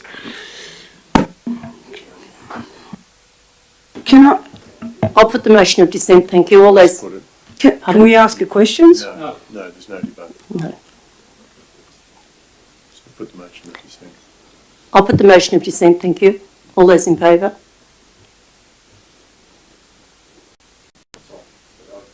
You don't have to explain, Councillor Marnie. No debate. There's no debate, thank you. Thank you everyone for your support. So we return to the debate. Does Councillor Leslie want to finish his comments? So that was Councillor carried, Leslie? was it? Absolutely it was. Yes, you and Councillor Marnie, so I'd like a division please. It was lost, thank you. So I'd like a division please. All those in favour of Councillor Leslie's dissent was and Councillor Marnie. Against was Councillor Goodwin, Bryce, O'Connor, McGee and Councillor Coleman and myself, if I can vote, if that's allowed. If not, we have the numbers. Thank you, everyone. Councillor Leslie, would you like to continue in a civil manner, if you don't mind? I would like an answer to the questions I asked the General Manager. I'll take most of the question on notice and organise for our planning department to provide that advice to the council, but I'll generalise and deal with it for the public record and the councillor's benefit to the extent that I can. But it's the planning panels stand in the place of the council to determine applications. But it is the situation, if a matter is subject to an appeal, then it falls to the council to defend that appeal. I think the second part was in terms of costs. If councils are of a mind to make a request of government to recover those costs, they should instruct the staff that way. So I have a follow-up question, if I may. Should the Western, any planning panel make a decision and the council in which that development takes place decides not to defend the decision in the Land and Environment Court, doesn't that undermine the authority of the planning panel and therefore undermine the authority of the government that actually instituted that planning panel? Mayor, respectfully, I won't answer that question for two reasons. I don't understand the question, and secondly, I don't think it's particularly related to this matter. If the councillors have any interest in understanding more about planning panels and the division of responsibilities and the matters that Councillor Leslie is going to, we're more than happy to arrange briefing. We're arranging training for councillors on planning and hoping that they'll step forward and partake in that training. These questions can be teased out there. And of course the council also has numerous other mechanisms by which they can receive reports, such as requesting those via matters of great urgency, notices of motion and the like. Thank you, Mr General Manager. If there's no more debate, Councillor Bryce? I don't think so. I think Councillor... Yeah. I don't think there was any more debate before that. I think it's right to reply, Councillor Bryce. Thank you. I think I got a bit lost there. I think the motion was only to note the report. That was it? Yes, that's correct. Okay, I'm happy with that. All those in favour? 1, 2 and 3. Yes, the report, which is one, yes. All those in favour say aye. Unanimous. Just for the people in the public gallery that may not have understood anything that just occurred, the recommendation was very simple, that Council note this report. The Mayor correspond with the Mayor of the Blue Mountain City Council to express appreciation for their support and assistance with this matter. A further report be presented on potential policy positions that Council may take in relation to the potential for future waste landfill proposals to come forward. Thank you. Page 18, Infrastructure Services Report, Natural Disaster Recovery, Budget and Process. Thank you. Could I have somebody move this report? Thank you. Oh, I'll move it. Thank you, Councillor Bryce. Could I have a seconder, please? Councillor Marnie. Councillor Bryce, is there anything you would like to speak on this? No, I just take on the recommendations 1 and 2. I'm fine with that.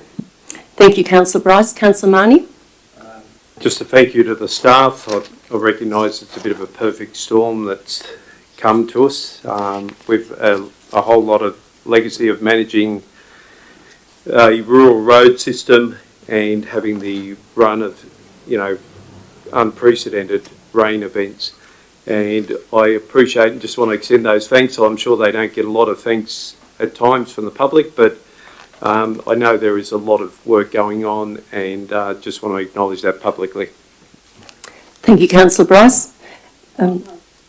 Sorry, Councillor Marnie. Anyone else wishing to speak? Councillor Coleman? Yes, thanks, Mayor Statham. The Mayor and I went to the local government conference earlier in the week, same as the General Manager, Mr Butler, and the topic of conversation was roads, and flooding. Every council in New South Wales is in the same situation. We have experienced, 5 natural disasters, reading from this report, and as soon as we do a road, we have to redo it again and again and again. My understanding is that the current weather prediction is for 2 more months of raining. So we're still going to be doing roads. I am very pleased about the funding announcement that was made at local government conference. I don't see it mentioned in any of the paperwork. Perhaps the General Manager could advise through you, Mayor, or even the Mayor could just mention it, that there was a funding announcement made, and we were encouraged to put in for it by Sam Farraway, the Honourable Sam Farraway. Yes, Minister Sam Farraway announced at the local government conference that $50 million would be distributed between 96 councils, and Lithgow is one of them. And considering that we're dealing with 5 state significant, natural disasters at the moment, it's pretty horrendous. And I too try and talk to Jonathan as much as possible. He's doing an absolutely mighty job looking after this, as is Rachel Nichols and the General Manager and the staff. This is not an easy thing to do. We've had, as I said, we're still in unprecedented areas here with 5 natural disasters that we're still coping with. So thank you, Councillor Coleman, for mentioning that, because it's a vital piece of information. Anyone else wishing to speak for or against? Councillor Bryce, right of reply? No, I'm right, thanks. I'll put the motion. All those in favour say aye. Not voting, Councillor Leslie? Pardon? Well, I'm sorry, I couldn't. Are you voting for or against? Councillor Leslie's voting against. Thank you. 11.2.2, Lithgow Electric Vehicle Strategy. Can I have somebody? I'm happy to move. Councillor Coleman, thank you. Councillor Bryce seconding that, are you? Yes. Councillor Coleman? We had the opportunity to have an information session on this particular matter, and it was absolutely fascinating. And the New South Wales Government has committed to making New South Wales the easiest and most affordable place to buy and use EVs in Australia, which is great initiative. The unfortunate thing is that this country doesn't manufacture cars. We're at the mercy of the European and the Asian market. So we need to encourage that, and we need to become part of the future. I personally am looking forward to the day where I can afford an electric vehicle. But this strategy also gives us an opportunity to apply for funding, a bit like the Farmers Creek funding plan, which is time and time again has been instrumental in getting funding. This will also give us an opportunity for funding and put us in a position where that we will become part of the future of electric cars. Thank you, Councillor Coleman. Councillor Bryce. The presentation was quite good. I was quite impressed with it. It's good to see that we are moving forward. It was good to see that all the locations that we're be putting these charges in, and hopefully adding a couple more in there of some of the locations that were missed. But it was a great, and I'm very happy with it. Yeah. Thank you, Councillor Bryce. Anyone else wishing to speak for or against on this? Councillor Goodwin? Yeah, Mayor Statham, as Councillor Coleman said, she pointed out that car manufacturing in Australia has been lost. We are now importing EV vehicles and most manufacturers are making EV vehicles overseas. In Australia, we're still behind in the infrastructure of EV technology, but Lithgow has stepped up to look into the future in relation to the infrastructure for this. So I have to applaud the council and the councillors for looking into this, into the future. Thank you, Councillor Goodwin. Councillor Marnie? Just a brief comment again. It's great to see this work becoming visible to the community that the council staff and the council are doing. We're very, as everyone's fully aware, we're very strategically placed as a hub of highways going through from the eastern seaboard into the central west, having that opportunity for people when they're travelling through to have recharge points. I thought the information session was excellent, and well done to everyone who's been involved in that project in the staff. Thank you, Councillor Marnie. Any other debate? Councillor Coleman, right of reply. I'll put the motion. All those in favour say aye.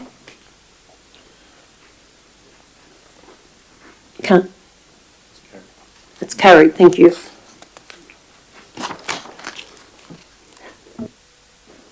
(11.3) Finance and asset reports. Councillor O'Connor's just leaving the room. Thank you.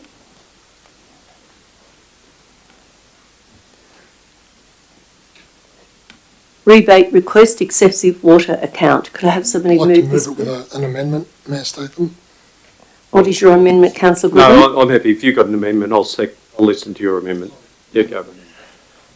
So my amendment would read that the owner be charged $234.50, which is the average consumption of a 70 kilolitre for the property, and the outstanding amount of $12,783.09 be rebated.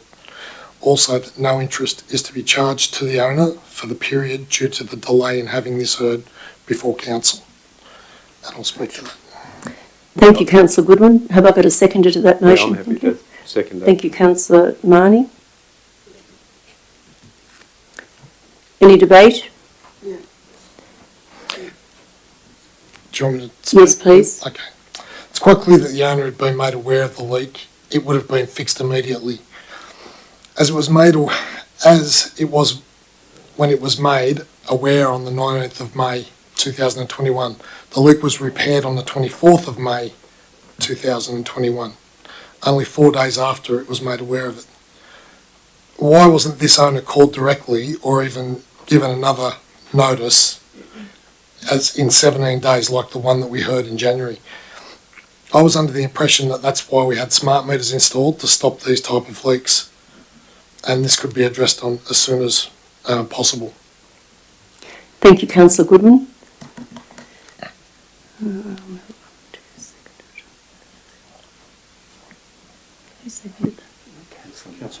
Yeah. Councillor Marnie, thank you. I support Councillor Goodwin's amendment.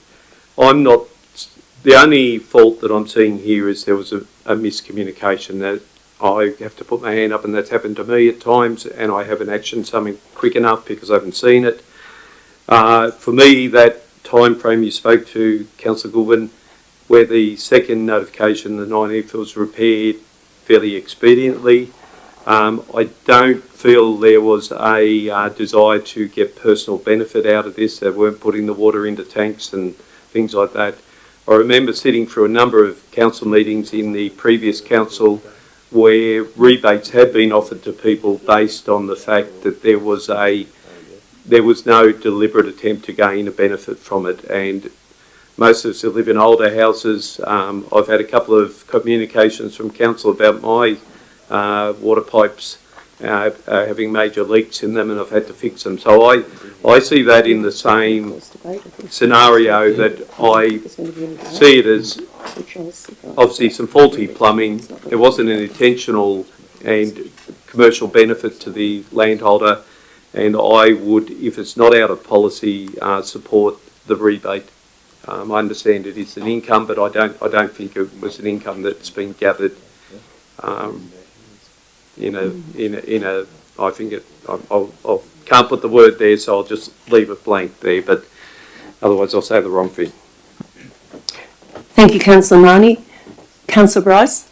I'm just wondering, we have these smart meters to detect leaks as I log on and have a look at mine, and the council's supposed to be able to, was there a failure there with the smart meter about not detecting the leak?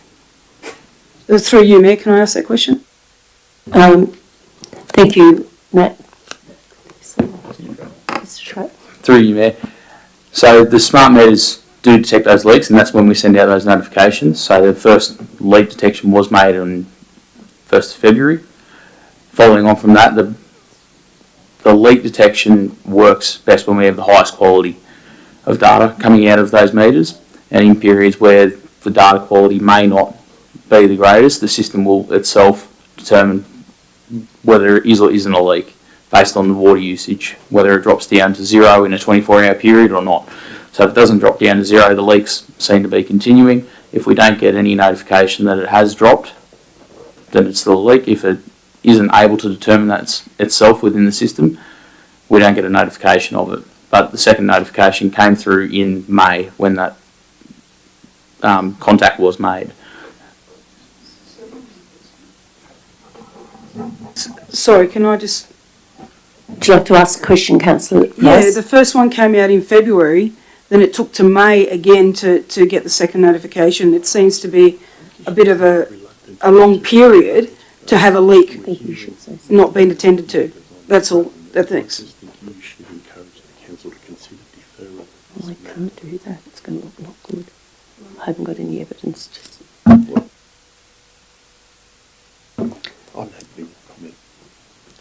The General Manager would like to make a comment. Thank you. I respect the decision of the council and the prerogative of the council to advance its motions, but I am having a conversation with the Mayor. We heard from the landowner tonight, and there were matters raised there which have given rise to further questions. My encouragement, or counsel, is that the council contemplate a deferral of the matter, and a report could come back dealing with all of the landowners' assertions and all of the to and fro with us notifying. I believe we should always be an evidence-based and fact-led council, and I'm not sure that we've got all of that information before us this evening, but it's the council's decision in terms of whether it wants to deal with this nonetheless.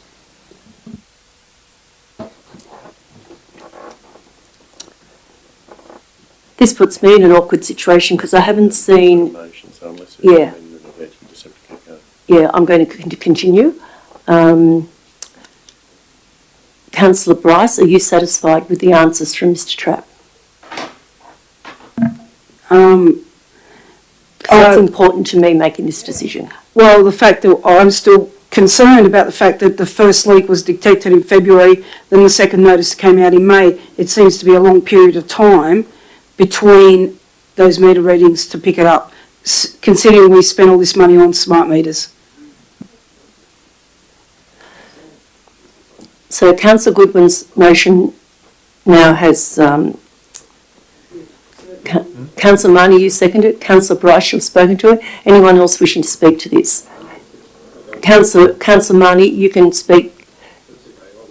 Thank you. Yeah, I'd speak to it. Look, I think that it's pretty clear after the testimony given earlier, not that it's a court, but the evidence given earlier about the lack of notification. But I think there are definite questions that could be looked into as far as, like, to clarify those things in the future, as far as how effective these meters are, and just to make sure, you know, like if there is some kind of safeguard, like a 1 month after a notification's been given, an actual follow-up somehow, something like that. But I think that this one can just be dealt with. But Councillor Marnie? I just wanted to ask a question rather than speak on it again. With rental properties, do all notifications go to the owner or do they go to the real estate agent as well? I'm just looking at whether there's a pathway that this has fallen through the cracks. Mr. Trapp, thank you. Through you, Mayor, the notifications always go to the property owner, so they can be actioned. If there is a case where it is a rental and we've had previous engagement with the property managers, we'll contact them also, just try and cover bases. Thank you, Mr Trapp. Mayor, if I may. Councillor Coleman. In the previous council, we had these come to us and we judged it on merit base and we waived numerous of them. Well, not numerous, but there was a couple that we actually made a decision here at the time with the information provided. I understand what the General Manager is saying. There is questions that need to be answered, especially in regards to the smart meter. And I, would like those questions answered perhaps at a later date. But I believe at this time that we need to support Councillor Goodwin's motion. We have in the past. We're elected to make decisions. Let's make a decision. Thank you, Councillor Coleman. Anyone else wishing to speak on this? I'll put the amendment. All those in favour of the amendment? I'll put the motion. All those in favour of the motion? Carried, thank you. Now the amendment becomes a motion. All those. Oh, all right. Okay. All right. Thank you. Yes, thank you.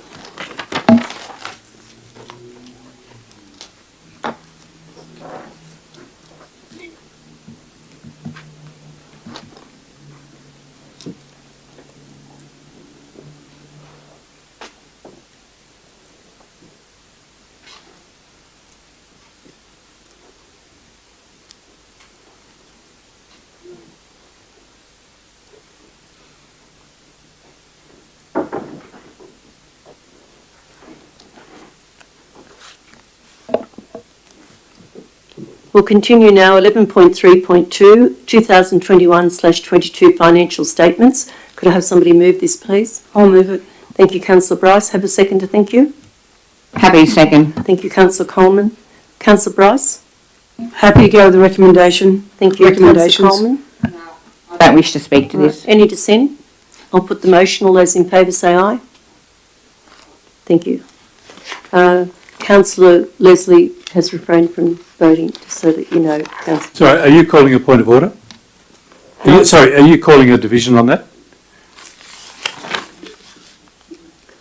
Right. Sorry, you mentioned my name. Were you calling a division on that motion? No, I'm not.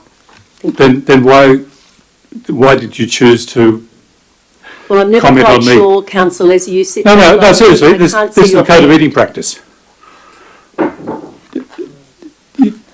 The code of meeting I practice. will call a division on that, thank you. Right. All those in favour say aye. Aye. Against? Thank you. Unanimous. 11.3.3, proposed lease of council land adjoining the Tin Shed Cafe. I'll move it. Thank you, Councillor Bryce. Have a second to thank you. Councillor O'Connor, thank you. Councillor Bryce, would you like to speak to that? This parcel of land has been used previously by the tin shed, and it does provide a great outdoor setting, especially in the sunnier months, or the not rainy months that we're not getting too much of. But it is it's a good space, and it does add to the tin shed's business. Thank you, Councillor Bryce. Councillor O'Connor. Yep, I just add the same thing. It's good space for what the use is. Thank you. Thank you, Councillor O'Connor. Anyone else wishing to speak to this? Councillor Coleman? Yes, thanks, Mayor Statham. I just have a question. My understanding, and I don't have any problem with the recommendation, but a question through you. My understanding this will be coming back anyways. Number 2 says give public notice of the proposal lease in place, the lease or public exposition for 28 days. Is that correct? Or does number 3 supersede number 2 because it states authorise the general manager to sign all the documents? So I'm just a bit confused on where that's at. Mr Gurney, thank you. Through you, Mayor Statham. So yes, the proposed lease is placed on public exhibition. However, point 3 states that if there are no submissions received during the public exhibition period, then the general manager will be authorised to proceed with the lease. Thanks, Mayor. Now I understand. I was a bit confused. Thank you. Any others? Councillor Marnie? I'm not uncomfortable with community land being used, and there's opportunities across our city for where adjoining public land could be used. We probably got here through maybe not the right pathway, but I think this is a satisfactory outcome to the situation. But if I could just ask that we see if we can preempt some of these possibilities, because there are areas potentially around Queen Elizabeth Park that may have businesses may want to look at occupying in a lease fashion. There may be other points in Wallerawang and other... Please keep on topic, Right, Councillor Marnie. the point I'm talking to is commercial use of community land when it's not zoned for that. So I would like us to prepare a pathway if we are going to look at leases in our public lands, because it does become problematic. But I appreciate that this is probably the best solution for that situation. Thank you, Councillor Marnie. Anyone else wishing to speak on the matter? Right of reply, Councillor Bryce? No, I'm right with that. Right, I'll put the motion. All those in favour say aye. I'll have a division on this, thank you. All those in favour say aye. Unanimous, thank you. Policies and Governance, 11.4.1, Designated Persons Returns for the period of the 1st of July 2021 to the 30th of June 2022. I'll move this. Thank you, Councillor Bryce. I have a seconder, thank you. Thank you, Marnie. Thank you, Councillor Marnie. Councillor Bryce. Nothing to talk about. Thank you, Councillor Bryce. Councillor Marnie. Any other dissent? I'll put the motion. All those in favour say aye. I have a division on this, thank you. All those in favour say aye. Unanimous, thank you. 11.4.2, Encroachment Management Policy. Could I have somebody move this, thank you. Thank you, Councillor Marnie. Have a seconder, thank you. Councillor Bryce. Councillor Marnie. Again, I might sound like a broken record, but hopefully it's a good broken record on this front. Very happy with the turnaround time on a piece of policy work. And also appreciate the time staff gave to giving additional briefings on this matter, because it is a point that will cause some contention where we've got historic encroachments on public lands, and I appreciate that they've carefully considered the options for voluntary compliance as the primary approach, rather than us ending up fining people or taking harsher action as the first step. So I appreciate the work that's been done on this. Thank you, Councillor Marnie. Councillor Bryce, thank you. Just like to note, there was no submissions were received in relation to this draft policy, and therefore there was no changes, so I'm happy with it. Councillor Bryce, any other issues? Anybody else wishing to speak? Right of reply, Councillor Marnie? I'll put the motion. All those in favour say aye. A division, thank you. All those in favour say aye. Unanimous, thank you. Council committee reports, TALC committee meetings, minutes, the 6th of October 2022. Sorry, can I, we have the late item, which is 11.5.1. Would this be the appropriate time to deal with that? Because it's just, I'm just thinking of the order of the numbering. No, it's not. Or is it? I don't know. Is it? This item's okay to go with this one? Yeah. Yes, thank you, Councillor Leslie. That's correct. There was a late report today. Introduction of a curbside organics FOGO collection service. So that will also go with the TALC committee meeting minutes. Thank you. No, that doesn't sound right. Deal with this one. Right. If you wish, we'll deal with this one. Deal with this one first. We'll deal with this committee TALC first. Thank you, Councillor Leslie. Could I have somebody move the TALC report, please? I'll move that. Thank you, Councillor Leslie. Would you like to speak to that? Have I got a seconder? I'll Councillor second Bryce?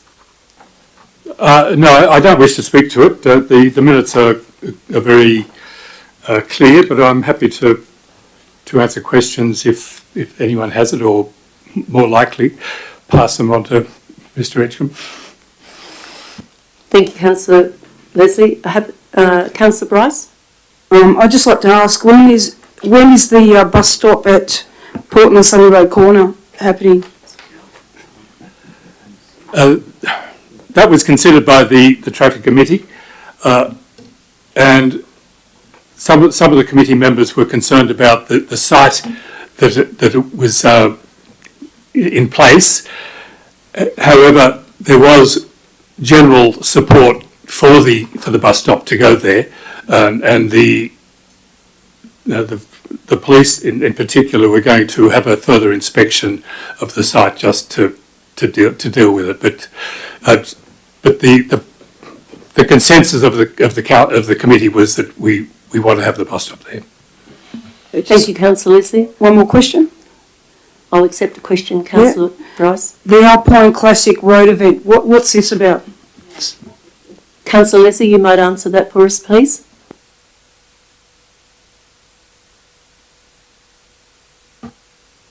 That was not a question I was anticipating, and I would actually, it's not a significant event, but I'd rather actually have Mr Edgecombe answer that one, if I may.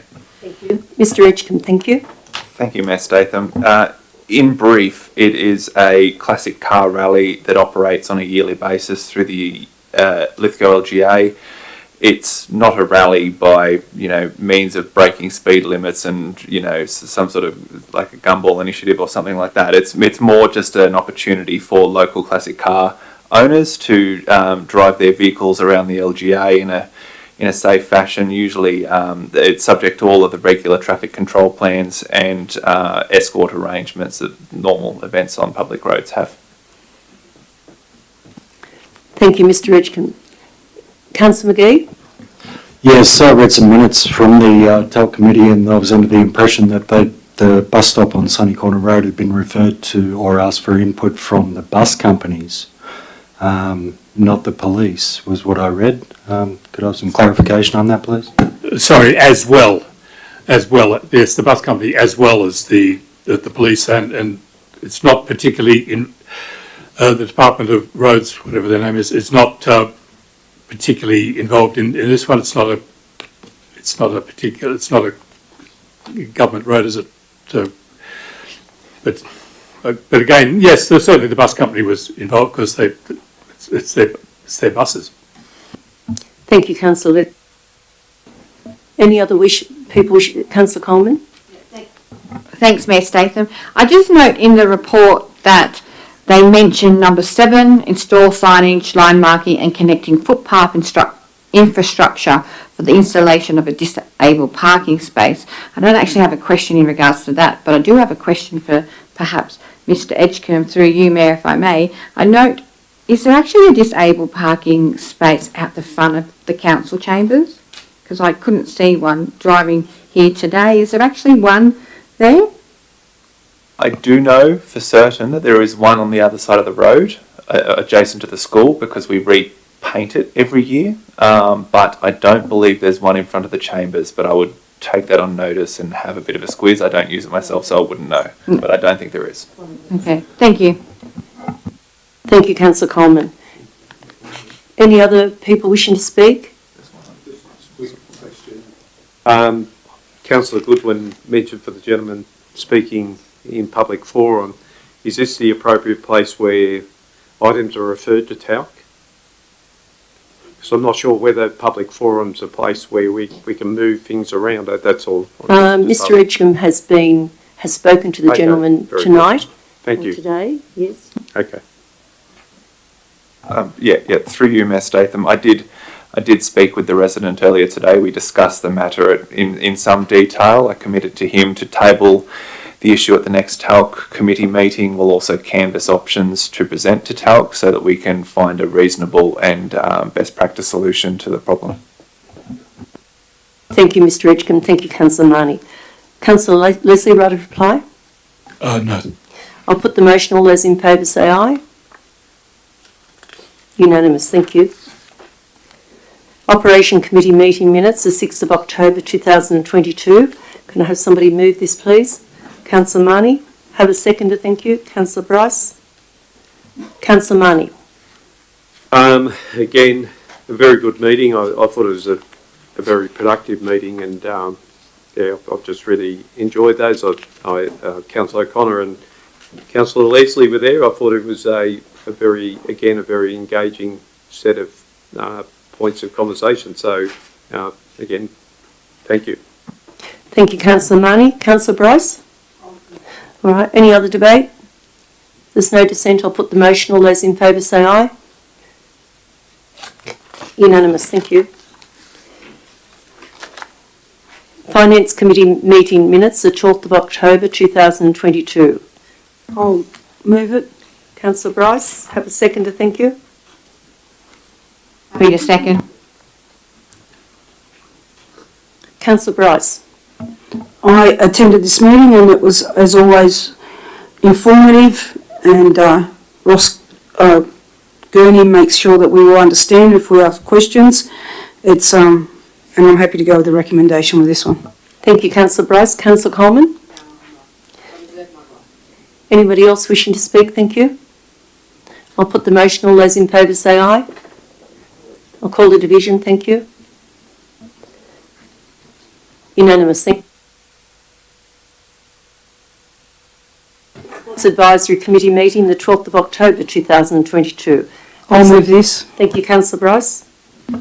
I'll second it. Thank you, Councillor Goodwin. Councillor Bryce.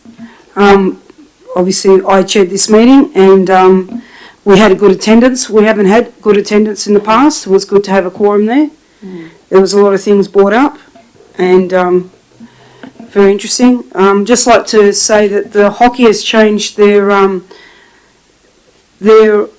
format for the year. They're no longer running a winter comp. They're going to run a summer comp. It increased and going on Friday nights instead of Saturdays, and it increased their membership from just over 100 to over 200. And I don't know whether that's a bar as well. They've got a bar now, but the juniors are run now on Thursday afternoons, and again, a huge attendance by the juniors. So I'm happy to say that looks like hockey's been saved in Lithgow. Great work. Do you have a date for the Sports Star of the Year Awards, Councillor Bryce? No. Right. You might... it's usually on Australia Day, isn't it? I don't know, but you might just follow that through for councillors then. Thank you. Yeah. Councillor Goodwin? Yeah, no, nothing from me. Anybody else wishing to speak? I'll put the motion. All those in favour say aye. The division, please. Thank you. Unanimous, thank you.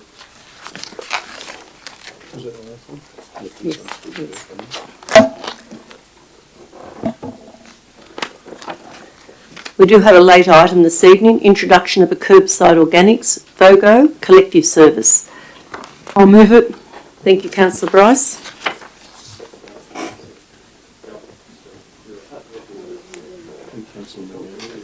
Councillor McGee. Councillor Bryce.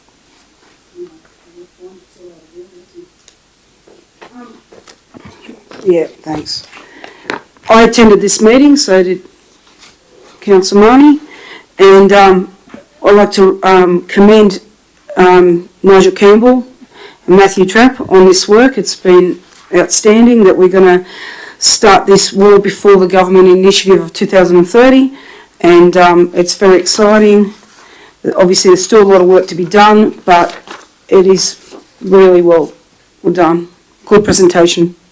Thank you, Councillor Bryce. Councillor McGee? Yeah, fantastic report, and yeah, well done, everyone. Thank you. Anybody else? Councillor Marnie? Yep. Look, this is for me is I think one of the best bits of good news. I've thrown it at people the idea, and there's a lot of people excited about this. And what excites me even more, $10 a year. I think it's 6 cents a week. So how you managed to do that? Hats off to you. But this is a service that a lot of people are going to be really keen on. And the other thing I really want to see is, as we touched on with all those problematic waste materials, we have an income sitting here for 60% of our red bins should be going in the green bin and becoming an income potentially for council and having it returned as a horticultural product. And at the moment that happens out of Blaney. I'd love to see it happening in Lithgow and us looking at innovative ways to take, I won't call it waste because it's actually resource recovery. It's not pulling waste out of the stream, it's a valuable resource. So hats off and I agree with Councillor Bryce's comments and reiterate her thanks to the particular staff. Thank you, Councillor Marnie. Anybody else wishing to speak to this? Councillor Leslie? Thank you, Ms. Statham. I like the report and I like the recommendation. A couple of just a simple question on the middle of page 2. There's the comment about the only change to the current service would be an additional FOGO green bin.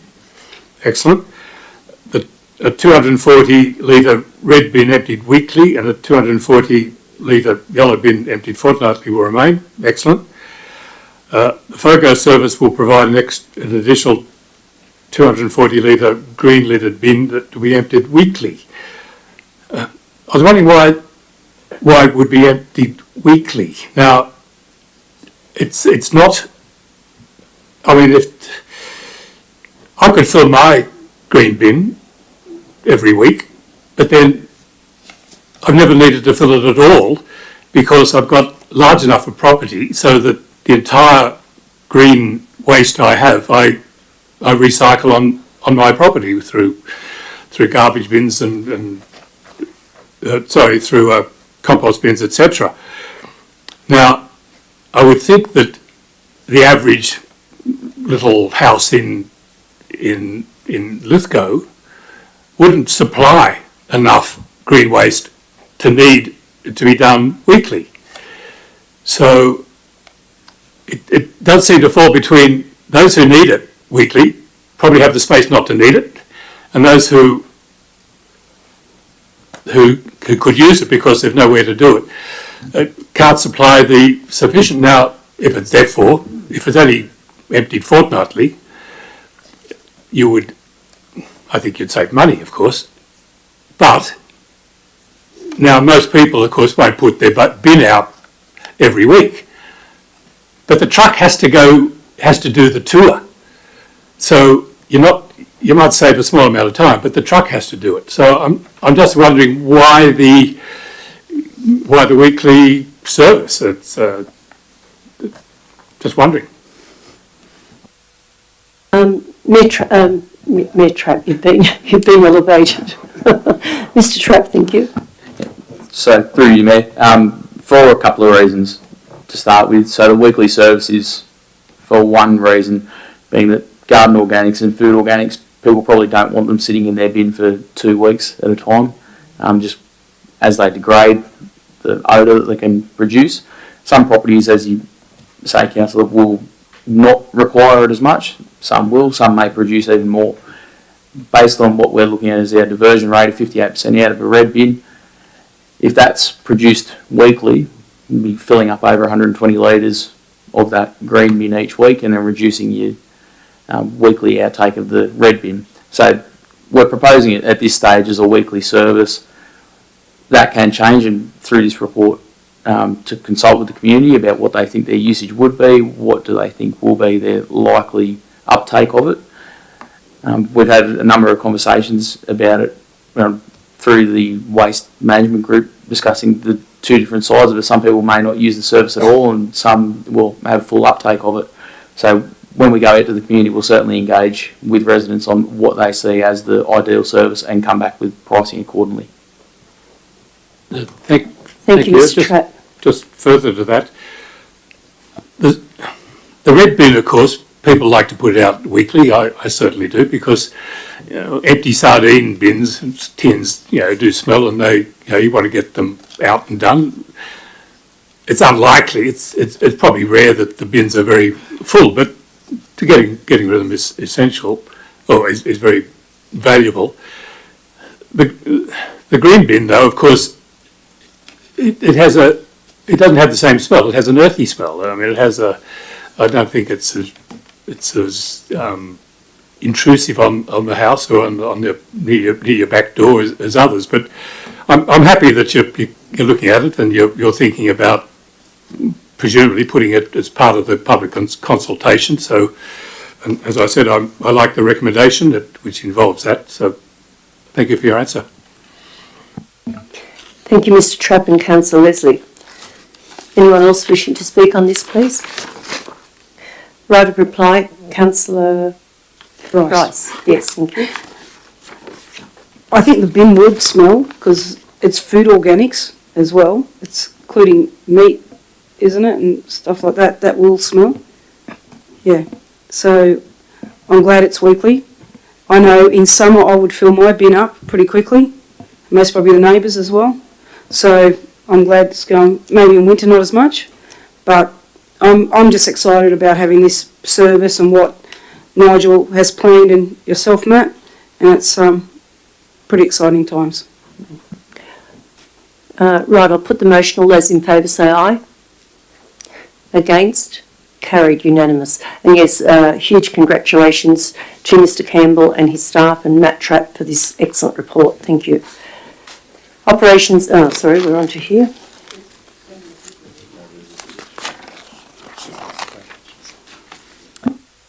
Business of great urgency. Any councillors have any business of great urgency? Councillor Cole? It's not considered business of great urgency, but I wanted to especially bring it to your attention. Well, if it's not considered business of great urgency, you could see me after the meeting if it's not an urgent matter. Happy to see you after the meeting. I'll just email you. Okay, thank you. I've got a matter, please. Yes, certainly. Thank you. I've noticed in social media a concerning post which relates to the potential movement of RFS volunteer activities to Bathurst, communications and other elements. I understand there is some concern in amongst the volunteer ranks about it as well, particularly moving event-based meetings into Bathurst. I personally have quite a deep concern about this as being a recipient of those services during the fires. I need to be assured that our council position is expressed to the council and that we have a clear understanding of our position being taken forward. I know for the people of Oakey Park and northern parts of Lithgow and the Vale, we relied on those people, and the people of Clarence and Dargan specifically relied on them extremely heavily. We need our best firefighters, our most experienced firefighters in the region for as many minutes as they can put into it. I understand there's some suggestion that there'll be briefings provided in Bathurst, a 45-minute drive each way, and I've attended bushfire briefings, they're not a 5-minute event. So situations can change in minutes, and we need our most experienced operational firefighters here in Lithgow, where the highest risk sits. We have 4 times the amount of Section 44 fires. We've got the most exposure to the highest risk fire landscape. And Councillor Marnie, I'm not sure whether the last meeting, I attend all the fire meetings, I've only ever missed one, and last time there was talk and there was a motion moved and seconded clearly unanimously, I think, to move certain meetings to Bathurst.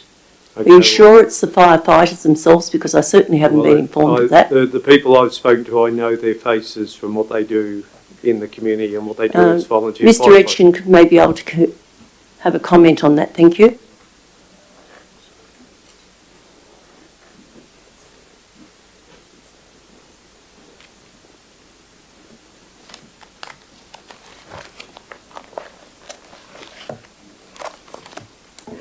I'll take it as a great urgency matter in the event that it's definitely the members of our brigades, because that's certainly not what I witnessed 3 weeks ago. Okay, well, However, there could be something. Is this in very recent days? there was a post where someone spoke to it very directly in the post, and then there was also, I've had communications with people, and I understand it's both communications units as well as briefings and meetings, and I'd feel that that needs to come in front of the council so we've got a clear understanding of our position on that, given our extreme, I believe, a fairly extreme risk profile that we have on the eastern section of our LGA, which is significantly greater than Bathurst. So could you just put in, very concise, a précis of what your matter Yes, of great sure. urgency is, please? I'd just ask that we get a briefing to the councillors on current operational procedures as far as the placement of the communication units, as well as all briefings for firefighting units in the Lithgow LGA. I have a seconder for that motion, thank you. That matter of great urgency. Councillor Bryce, all those in favour say aye. It's going to debate it. It's very difficult to debate if I don't know the whole facts except for Facebook facts. It's very difficult because.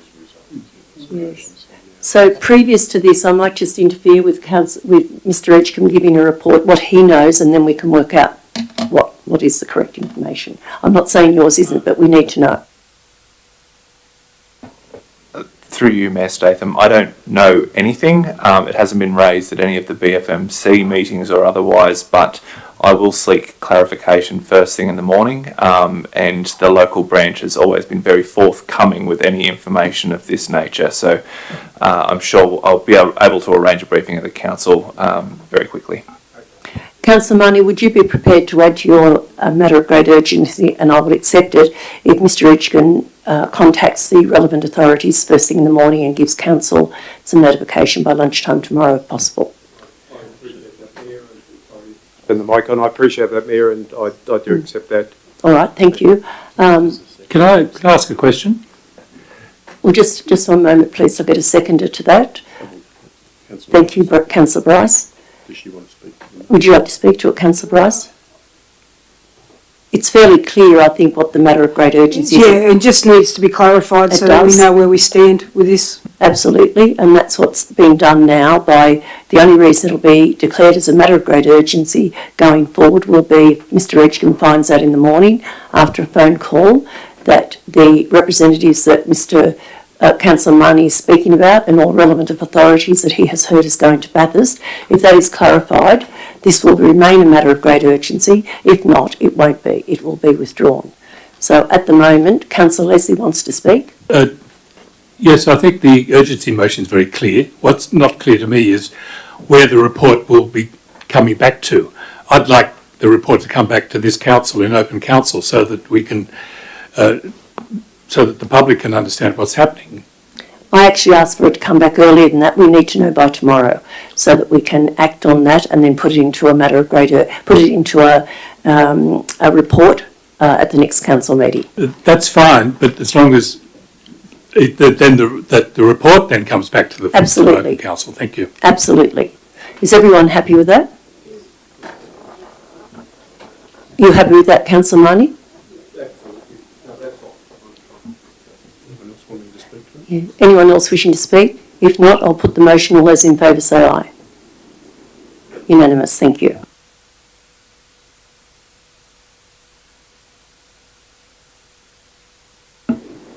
I would like to move into closed council now. This is a confidential part of the council meeting. I'd like to move a motion for... I'll second that. Thank you, Councillor Goodwin. Who moved that? Councillor Leslie? Seconded by Councillor Goodwin. Okay, thank you. All in favour say aye. Thank you. So the public gallery will be asked just to leave the meeting at the moment, and we'll return after closed council if you wish.